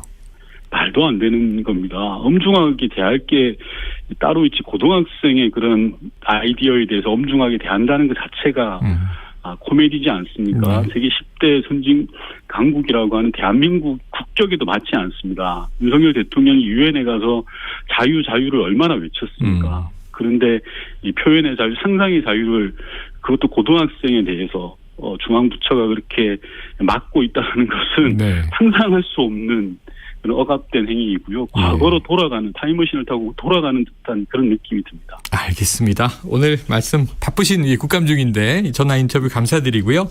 여기서 마무리하죠. 고맙습니다. 네. 예, 지금까지 더불어민주당 윤건영 의원이었고요. 지금 인터뷰는 오늘 오전 녹음된 인터뷰임을 알려드립니다.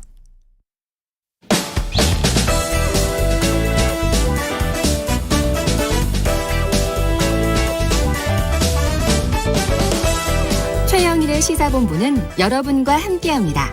짧은 문자 50원, 긴 문자 100원이 드는 샵 9730. 라디오 어플 콩과 유튜브는 무료로 참여하실 수 있습니다.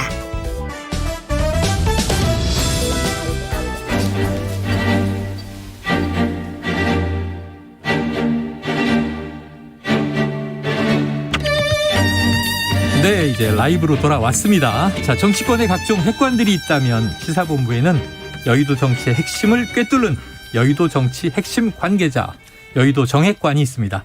자, 오늘은요, 이상돈 중앙대학교 명예교수 나와주셨습니다. 어서 오세요, 교수님. 네, 안녕하세요. 네. 교수님 오시면 기대가 돼요. 오늘은 또 어떤 촌철살인을 내주실지. 그리고 진행을 돕기 위해서 헬마우스 임경빈 작가 나와 있습니다. 어서 오세요. 안녕하세요. 자, 본격적으로 시작해보죠. 이게 국정감사가 어제 드디어 개막이 됐습니다. 근데 첫날부터 난타전이라 한 대목을 육성으로 듣고 오겠습니다. 명단 파괴 같은 것들이 분명히 아니라고 여러 번 걸쳐서 이 회의석장에서 질문에 대한 답변을 드렸습니다. 그런 상황에 대해서까지도 이런 식으로 말씀하시는 거는 위원장님께서 좀 말씀을 해 주시는 것이 저는 맞다고 생각을 합니다. 의원님들의 발언에 대해서 통제할 의도 전혀 아닙니다. 통제하고 있잖아요. 들으세요. 뭘 들어? 안 들으려면 왜 이렇게 버린 얘기하고 말아요? 자, 의사진행반을 받았잖아요. 공작머리가 없잖아 지금. 누구한테 버리장머리라 그래요 지금? 어디가 감히 의원 발언에 대해서? 어느 감이라니? 의원이란 모든 얘기 다 할 수 있습니까?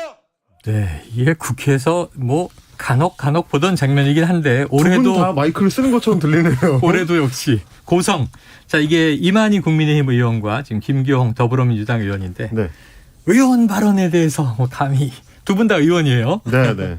자, 임 작가님. 이게 지금 행안위 국장, 어떤 국정감사장에서 있었던 일인데 네. 사실 이제 두 분은 그 발언 당사자는 아니었고 이해식 의원이 민주당의 이해식 의원이 이상민 행안부 장관한테 질의를 하면서 윤석열 정부가 이제 거짓말을 많이 한다 이런 부분을 얘기를 한 겁니다. 네. 이게 뭐 행안위니까 사실은 뭐 외교 관련된 문제나 이런 거를 다룰 수는 없는데 어디서부터 이제 커브를 들어가는 거냐면 대통령 취임식 명단.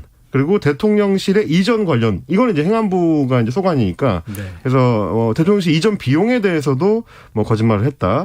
그리고 취임식 명단을 파기했다는 것도 이제 거짓말이었다라고 하면서 한 발짝 더 나가서 대통령이 이제 욕설하고 비속어 논란을 일으킨 거 이거에 대해서도 기억 안 난다고 하는 게 이제 거짓말이다 이렇게 얘기를 하니까 여기에 대해서 이제 행안위 그 국민의힘 간사인 이만희 의원이 이제 반발을 강하게 한 거고요. 항의하고. 거기에 또 맞서서 김교웅 의원도 행안위 간사거든요. 그래서 이제 두 간사가 충돌하는 그런 장면이었습니다. 참전했다 뭐 이런 얘기를 하는데 자, 지금 이상돈 교수님은 학자시기도 하지만 의전 경험이 직접 있으시잖아요.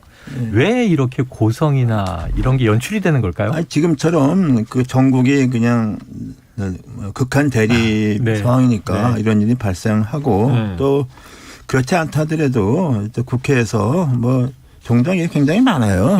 다만 이제 상임위원장이 좀 이만큼 수습을 하느냐 뭐 그렇게 그런 거죠. 그리고 또 어떤 의원들 같으면은 각 상임위원마다 한 두세 명씩은 있어요. 매사 큰 소리 하고 뭐 이런 사람들이 있어요. 어떻게 대책이 없어요. 네, 그리고 또 그렇게 하면은 편한 것도 있어요. 왜냐하면 국감이라는 게 그 정책 질의를 해야 되는데 그렇게 큰 소리로 떼우면 그냥 되거든. 시간 쓰거든. 좀 첨예한 이슈들 넘기고. 뭐 원래 정책 질의 제대로 것도 공부도 많이 해야 되는데 그게 잘 됩니까? 안 되지. 그 되는 사람 한 상임위원회 두세 명 있을까 말까요. 솔직한 얘기로. 그리고 또 우스운 얘기인데 이게 국회 상임위원회에서 싸우지 않으면은 의원들 다 못해 먹을 겁니다. 힘들어서. 이게 정말 머리를 쓰면 말이죠. 그런데 아주 제대로 국감에서 그 싸우지 않고 그 하려면 그거 쉽지 않아요. 그런데 그런 국감을 한번 경험해 봤죠. 2016년에 그 박근혜 대통령 이제 탄핵 국면 들어가려고 그럴 때 그 이정현 대표가 그 보이콧했잖아요. 그렇죠. 그러니까 민주당하고 국민의당 의원이 위원장연대는 열고 싸움 할 일이 없잖아. 그렇죠. 그러니까 의원 숫자가 적으니까 하루 종일 의원 발언하면 기껏해야 3번 하는데 의원이 반으로 줄어버리니까 7번씩 막 발언하고 기회가. 그러니까 그거 굉장히 피곤하더라고. 너무 많아서. 근데 피곤한 것 정도가 아니라 국회 교문위가 국민의당 유성엽 의원이 위원장이었어요. 거기서 나온 게 뭐예요? 미르재단이잖아요. 미르재단. 증언 참고에 막 갖다 부르는 거죠. 그래서 그게 이제 이정현 대표의 그 패착이다. 그러니까 이게 싸우는 거 이런 게 다 당의 전략이에요. 의원들을 빼는 바람에. 밀릴 때는 이렇게 해서 막아야지 막 방법이 없어. 그러니까 밀리는 쪽이 좀 목소리가 커지고 또 준비 안 해온 의원이 아까 말로 목소리가 큰 거죠. 목소리로 때운다. 슬픈 얘기입니다. 슬픈 얘기입니다. 정말. 들으면서 청취자분들 조금 화나실 텐데. 자, 이 외에도요. 과방위, 산자위 지금 예상되는 전선 곳곳에 불이 붙었습니다. 임 작가님. 어떤 일들을 좀 우리가 주목해 볼까요? 제가 좀 준비를 해봤는데요. 일단은 과방위 같은 경우는 과학기술정보방송통신위원회죠. 여기서 어제 업무보고 자료와 관련해가지고 좀 의원들의 소동이 좀 있었습니다. 이게 이제 과방위다 보니까 과학적으로 파일 형태로 업무보고 자료를 전달을 했는데 저장된 위치가 제대로 이제 안내가 안 되는 바람에 이 그러니까 의사 발언을 시작하기도 전에 자료를 못 찾아가지고 의원들이 좀 당황하고 여야 간사들끼리 서로 머리를 맞대고 자료가 어디 있는지를 찾는 장면이 연출되기도 했습니다. 이게 어느 게시판 카테고리에 들어있는 거야? 그렇습니다. 이런 거죠? 어느 폴더에 있는지를 못 찾아가지고 여야 간사가 오랜만에 아름답게 머리를 맞대고 뭔가를 이제 국리라는 모습이 연출되고 그러다 보니까 이제 정청래 과방위원장이 지금 이거 부팅이 제대로 안 되고 있으니까 좀 쉬었다 하자. 그리고 정회를 선언했을 정도로 좀 혼란스러운 양상이 있었고요. 네. 또 비슷한 걸로는 뭐가 있었냐면 그 30대인 이소영 민주당 의원과 네네. 50대, 60대인 다른 좀 연세가 좀 있는 의원들 사이에 네. 약간 차이도 있었는데 이소영 의원 같은 경우는 종이 없는 국감 그렇지 않아도 매년 종이 너무 많이 쓴다는 지적이 네네. 있으니까 이렇게 파일 형태로 좀 자료를 전달해라 이렇게 요청을 했는데 디지털 파일로 해라. 그렇습니다. 근데 반대로 이제 권성동 국민의힘 의원이라든지 네네. 변재일 민주당 의원이라든지 연세가 좀 있는 분들은 네네. 우리 같은 사람들은 이렇게 종이로 직접 이걸 봐야지 아날로그가 맞지 우리는 이제 파일로 전달받으면은 그거 이렇게 스크롤 내렸다 올렸다 하다가 끝난다. 네네. 이런 또 항의가 나오기도 했었습니다. 그리고 또 이제 노안이시면 글자를 크게 뽑아달라. 그런 분들도 있죠 또. 네. 그럼 이제 또 페이지는 더 많아지겠죠.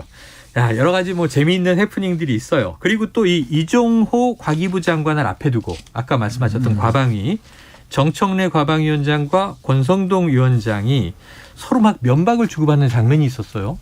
교수님 어떻게 좀 이런 게 뭐 이 장면은 많아서 뭐 일상 다반사다. 특별한 게 아니에요. 특별한 게 아니고 네. 진짜 참 우리가 과거부터 볼 것 같으면요 국회의원의 자질이 나아지고 있느냐 못해지고 있느냐. 네네. 나는 못해지고 있다. 더 떨어지고 있다. 확실히 더 못해지고 있어요. 네. 국회의원 중에서 과연 그 해당 상임위원회 보면은 그 장관뿐 아니라 네. 차관이니 국장들 실국장 관료들이. 적어도 그 분야 20년 있던 예. 사람들 그 아래 산하기관장들 있지 않습니까? 네. 그런 사람들이 보건데 저 국회의원이 우리 이 분야를 상당히 잘 알고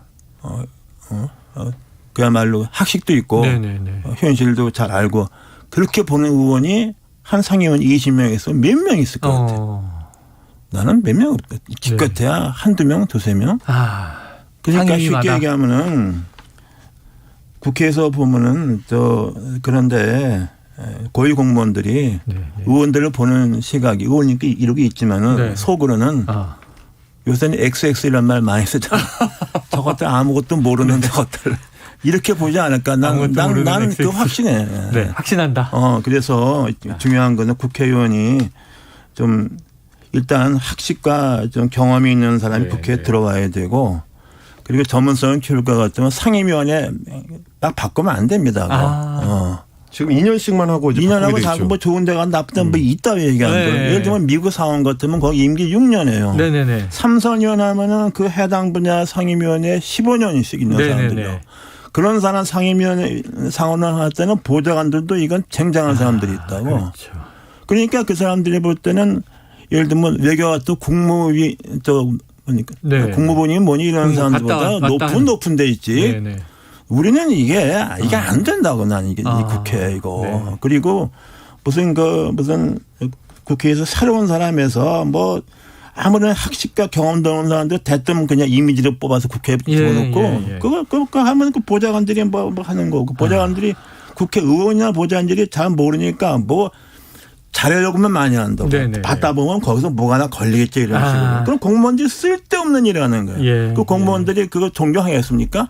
속으로 다 XX 그러는 거지. 난 그래서 이게 국회의원들의 자질 저하가 이게 굉장히 나 심각하다고 봐요. 그러니까 지금 말씀하신 게 걱정인 게 상임위마다 바뀌는 것도 문제고 전문성이 떨어지고 그러면 이제 제대로 이제 그 해당 전문 관료들이 제출한 자료를 싸운 것도 그거예요. 이 자료 누가 제대로 이해하겠습니까? 뭐 이런 얘기를 이제 주고받았는데 속으로는 공무원이 깔봅니다 이런 얘기했는데 지금 국회의원의 자질이 점점 떨어지고 있다고 보시니까 그게 사실이면 정말 좀 근데 굉장히 우려할 만한 상황에 난 이게 우려할 있다고 만한 보고 상황이다. 그래서 이제 또 하나는 의원들이 뭐 질의하겠다고 소관부장한테 이것저것 내라 그러잖아요. 그러면 거기서 내주는 사람들이 자료를 내주는 사람들이 갑이잖아, 솔직한 얘기로. 그게 뭐가 되겠냐고. 그러니까 제대로 의원다 의원 같으면은 그거보다 위에 있어야 되는 거 아니야. 한 수 위에. 공무원들이 모르는 거, 그것을 갖다가 제시하고 적시하고 그래야만 되는 거지. 난 그래서 이 국감이 뭐 맨날 이렇게 이런 얘기가 계속 반복이잖아. 싸우는. 솔직히 이제 쉽게 얘기하면 싸우지 않으면 이게 너무 피곤해서 못한다는 이런 말이 나올 정도야. 내가 볼 때는. 싸우지 않으면 피곤해서 못할 지경이라 고성을 올린다. 자, 이뿐 외에도요. 지금 전문성 문제 말고도 이른바 성실성이나 태도 논란도 있어요. 최근 산자위에서 정운천 국민의힘 의원이 이창양 이제 장관이 업무보고를 하고 있는 와중에 스마트폰을 들여다보다가 찍혔어요. 스마트폰 요즘에 많이 찍히는데 근데 이게 골프 약속을 잡고 있던 문자인데 골프 약속을 잡은 날도 포착이 됐는데 토요일이긴 한데 국감 기간 중입니다. 이런 대목은 어떻게 보세요? 아니 근데 국감 중에 뭐 발언이니까 딴딴한 발언을 할 때 휴대폰 그 많이 봅니다. 그래서 무슨 네. 딴 거 보는 게 아니라 네.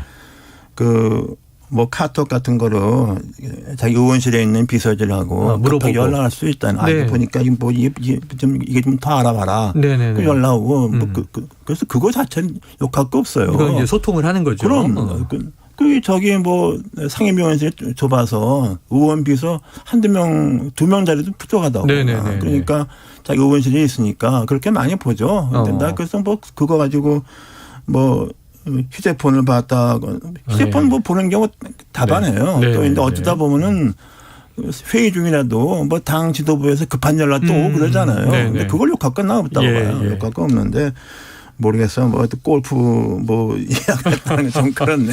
네. 뭐 좀 다른 걸 본다든가. 사실 이것도 이제 뭐 우리 의원님도 지적을 해주셨습니다마는.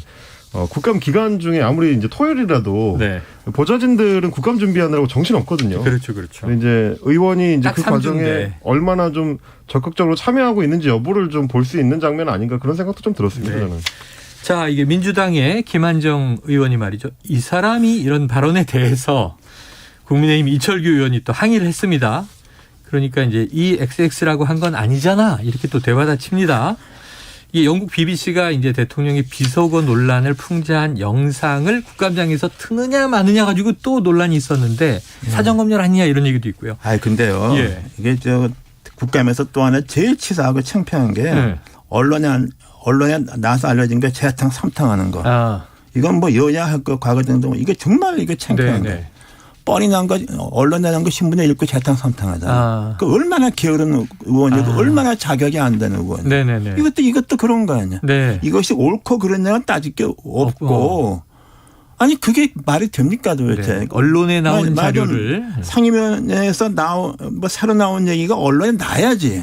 언론에 난 걸 들고 읽잖아 도대체. 이게 도대체 있을 수 있는 일이야 이게. 그러니까 내가 하는 얘기가 뭐냐면 전반적으로 국회가 우리 병들었다는 거냐. 병들었다.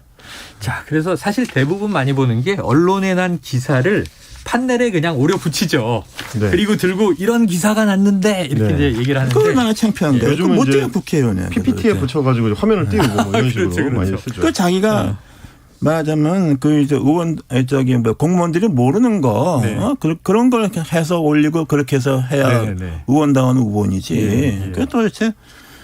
그러니까 나는 우리나라 정치에 이렇게 해서 그냥 그 한 말의 끝장까지 온 것 같다는 생각이 들어요. 자, 근데 요거는 혹시 어떨까 여쭤보는데 국내 뭐 이제 이른바 정언 유착 아니냐 이렇게 여당이 공격하기도 하는데 요 해당 자료가 이제 영국 BBC의 풍자 프로그램이다 보니까 교수님은 영미 문화를 너무 잘 아시거든요.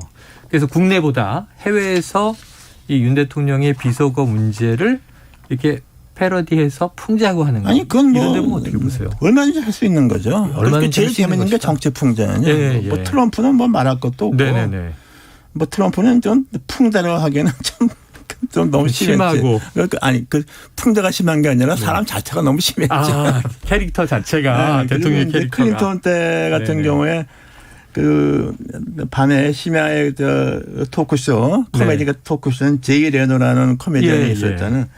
그냥 클린턴 임기 끝나니까 이게 할 일이 없어졌다는 거 아니야. 클린턴 임기 내내 클린턴 가지고서 하니까 너무 재밌잖아.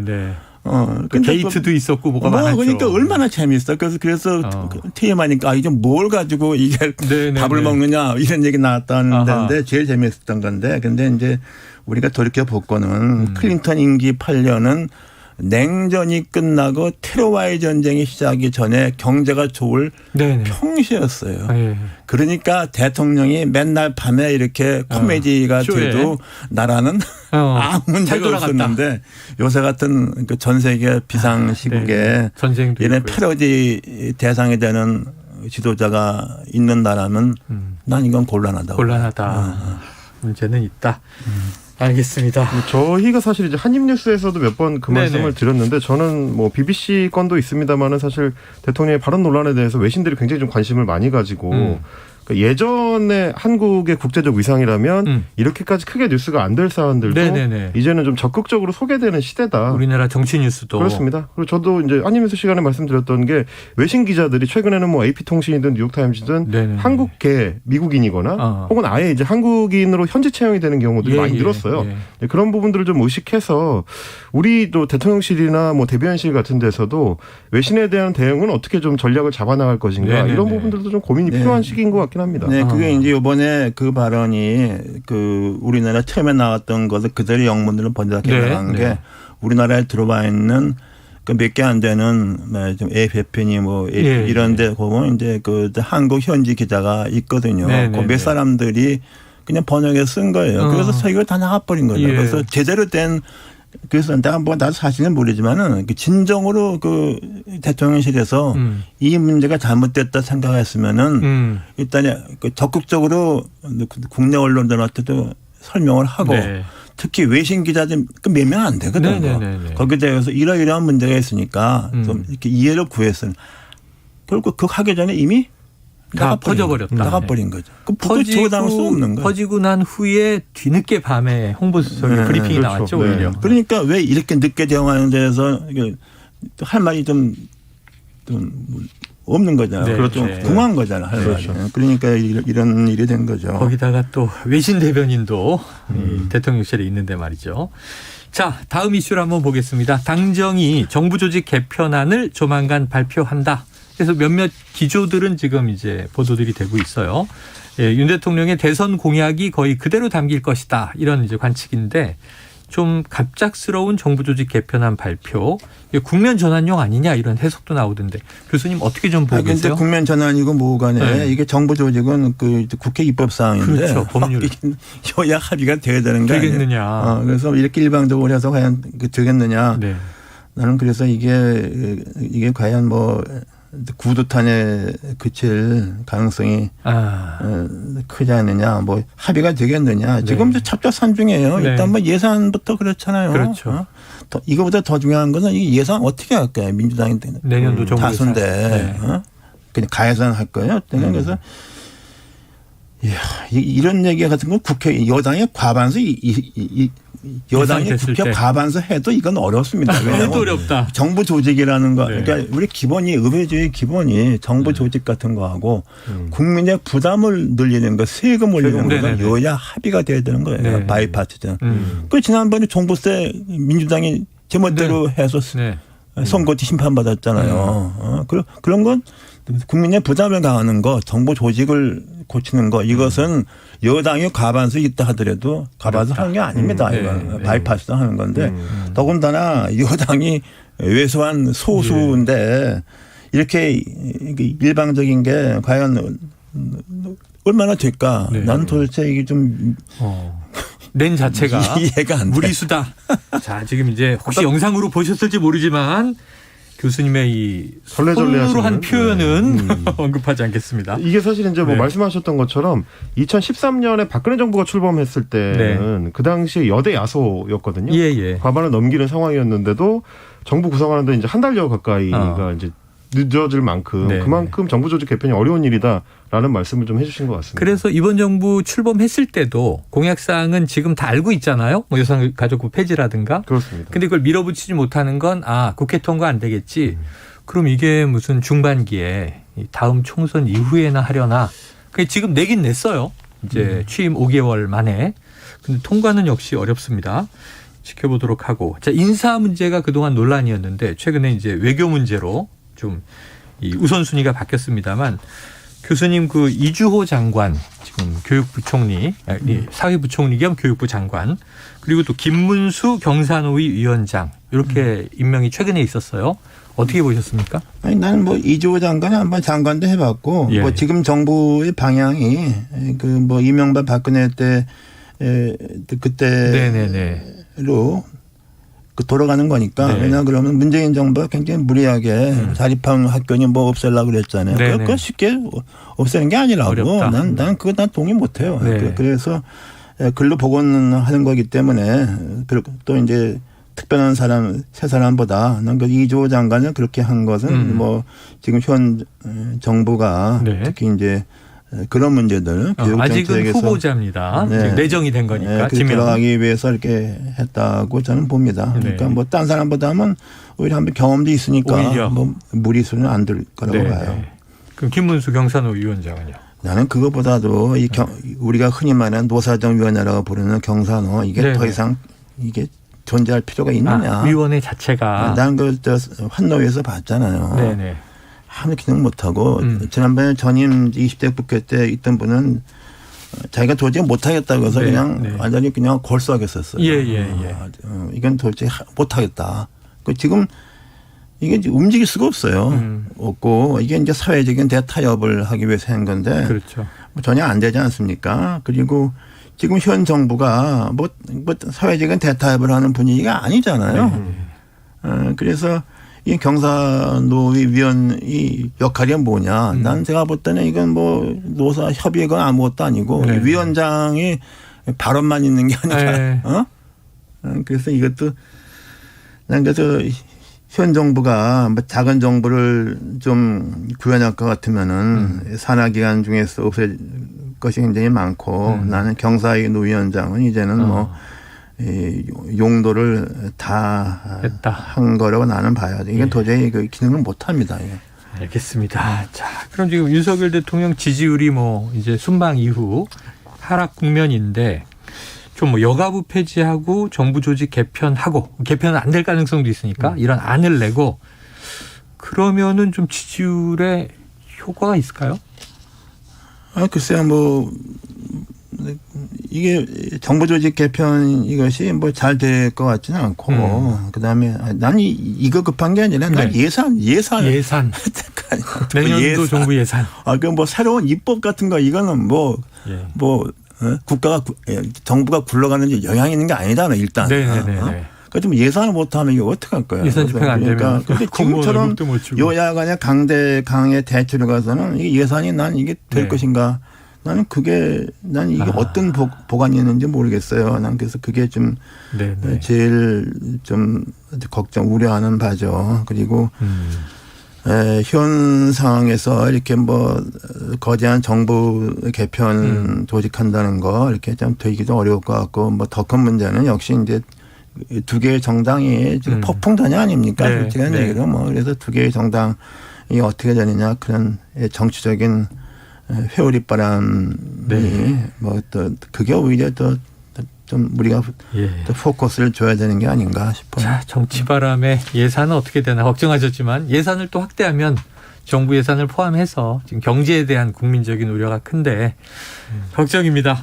시간이 너무 잘 갔네요. 자, 오늘 여의도 정액관 이상돈 중앙대학교 명예교수님 그리고 임경미 작가 함께했습니다. 말씀 고맙습니다. 고맙습니다.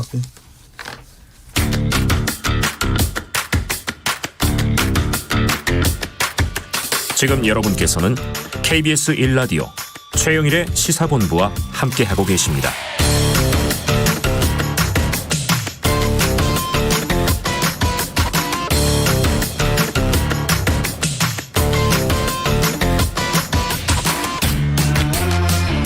네, 시사본부 매일 이 시간 청취자분들께 드리는 깜짝 간식 선물이 준비되어 있죠.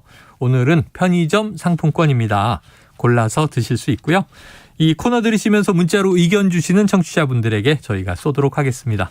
짧은 문자 50원, 긴 문자 100원이 드는 샵 9730으로 의견 많이 보내주시기 바랍니다.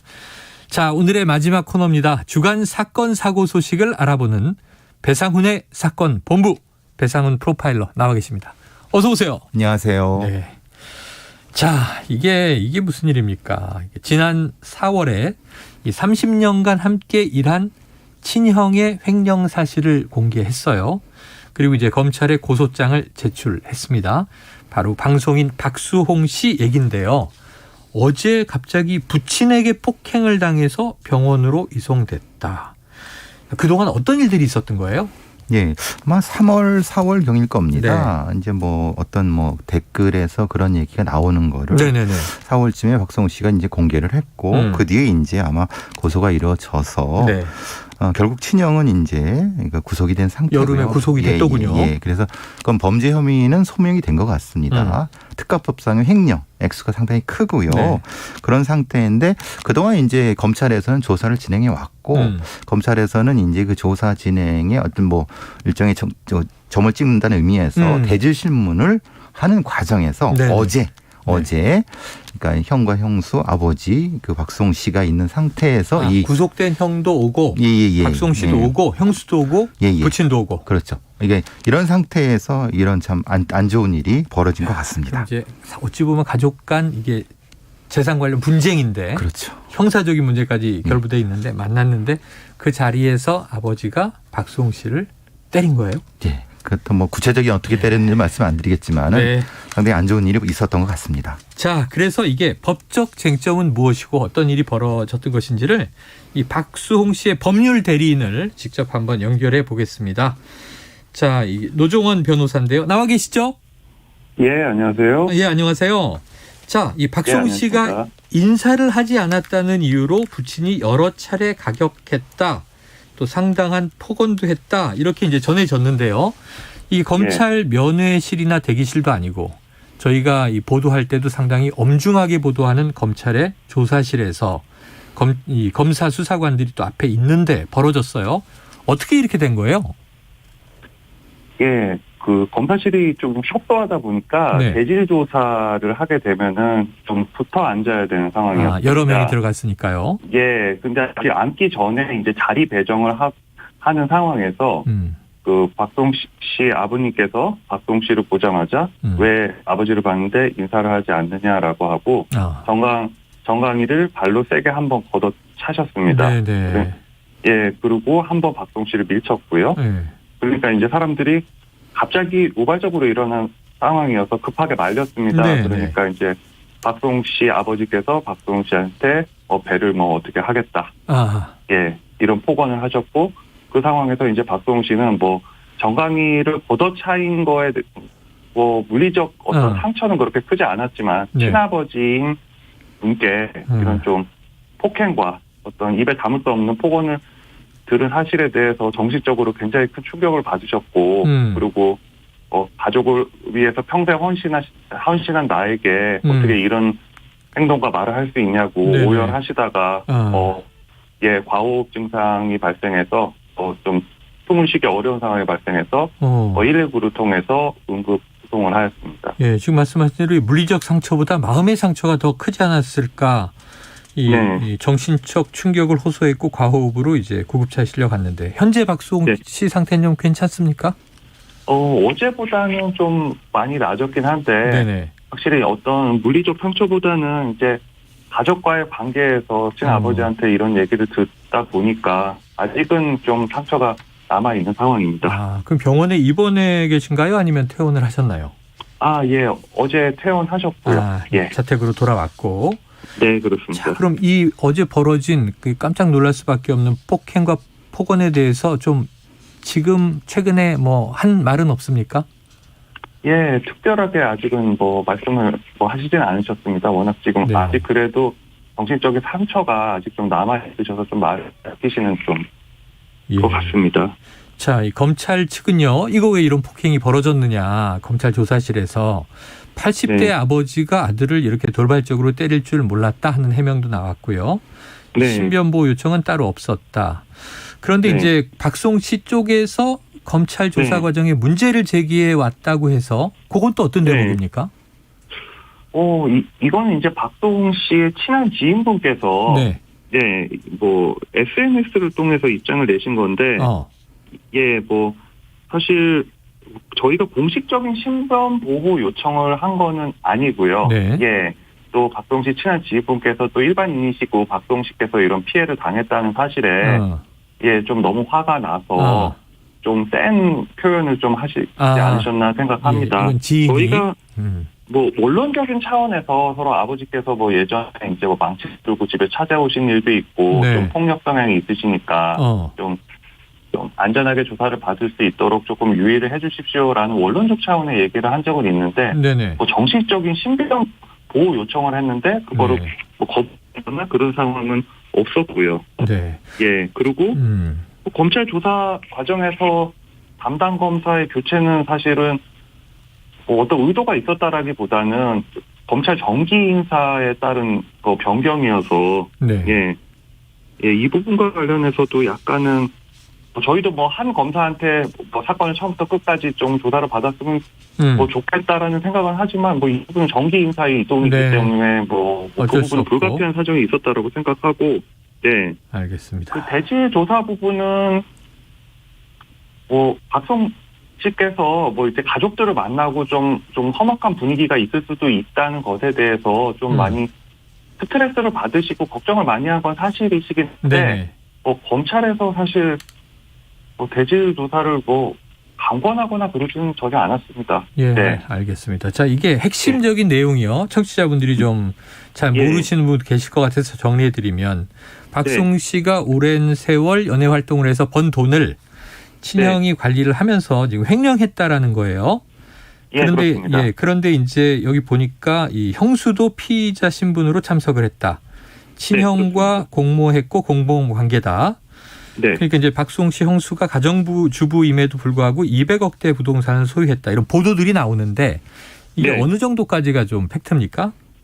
그 보도와 관련해서 박송 씨 형수가 단독으로 200억대 부동산을 소유하고 있지는 않고 박송 씨의 형과 형수가 공동으로 상당히 많은 재력을 보유하고 있습니다. 그런데 뭐 200억까지는 약간 좀 과장이 있는 것 같고 그래도 뭐 상당한 수준의 뭐 정확하게 밝힐 수는 없겠지만 뭐 200억까지는 아니지만 그래도 상당한 수준의 재력을 보유하고 있는 걸로 파악되고 있습니다. 자, 200억대가 과장이라면 뭐 100억대든 수십억대든 이게 뭐, 큰 자산인데. 그렇습니다. 근데 이게 다 이제 박송 씨의 수입이었다는 거죠. 네, 그렇습니다. 자, 그런데 이제 어제 보니까 논란이요. 지금 이 부친이 이거 내가 다 한 것이다. 횡령죄를 좀 덮어쓰려고 하는 것 같다. 자, 그럼 이거 어떻게 대응하실 건가요?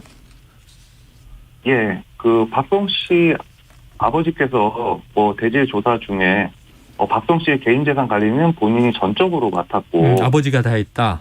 그리고 박송 씨의 형께서는 개인 재산 관리에 대해서는 아무것도 모른다. 오로지 좀 법인 재산만 관리를 해왔다. 엔터테인먼트 회사.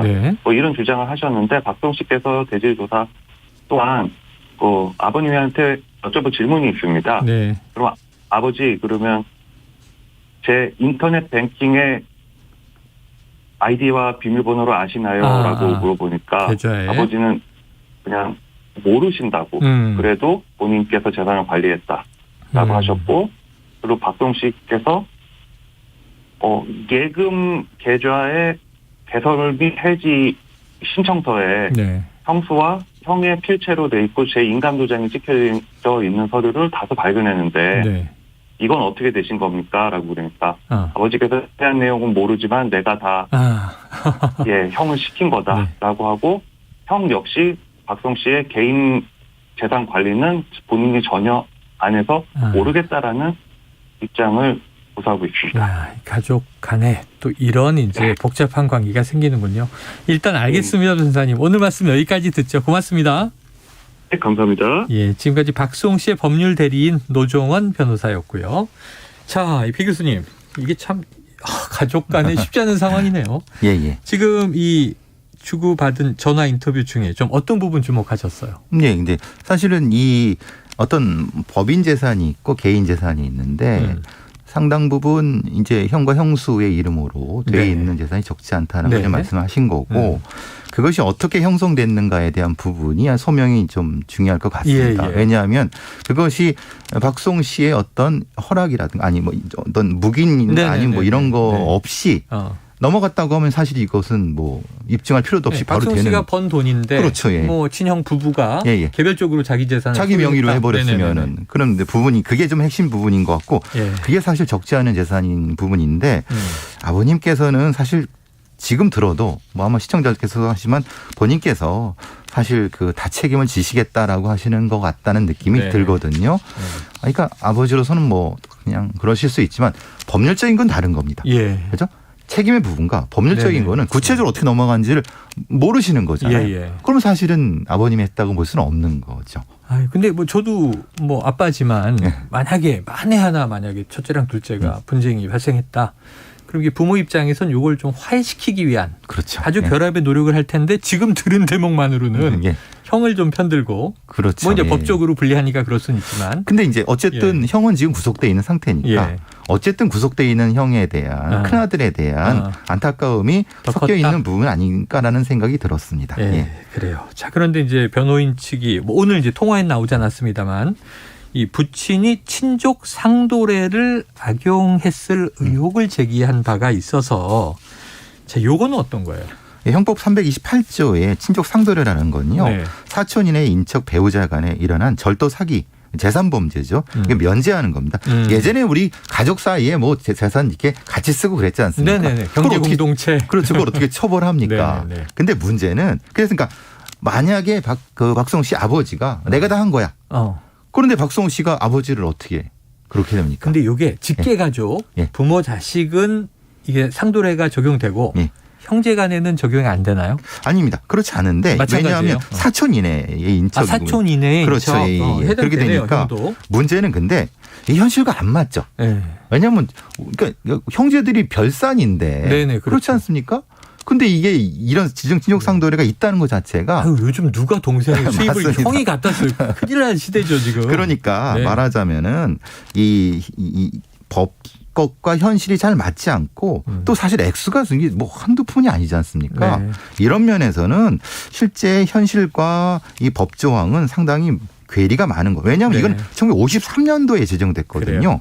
그러니까 사실은 좀 문제가 좀 있는 것 같습니다. 자, 이게 지금 진행 중인 사건이고 일단 오늘은요 저희가 이제 박송 씨 측의 주장을 들었기 때문에 또 친형 쪽의 입장은 못 들었기 때문에 향후에 지켜보도록 하고 법정에서 아마 판단이 나지 않을까. 또 궁금한 거 있으면 배 교수님한테 여쭤보도록 하겠습니다. 자, 오늘 배상훈 프로파일러와 사건본부 함께했습니다. 고맙습니다. 감사합니다. 자, 오늘 간식 당첨자분은요 5332-1737-7404 9307-0366님입니다. 맛있게 드시는 오후 보내시고요. 가을 날씨가 참 좋습니다. 자, 내일도 최영일의 시사본부는요 낮 12시 20분에 찾아뵙도록 하겠습니다. 청취해 주신 여러분 고맙습니다.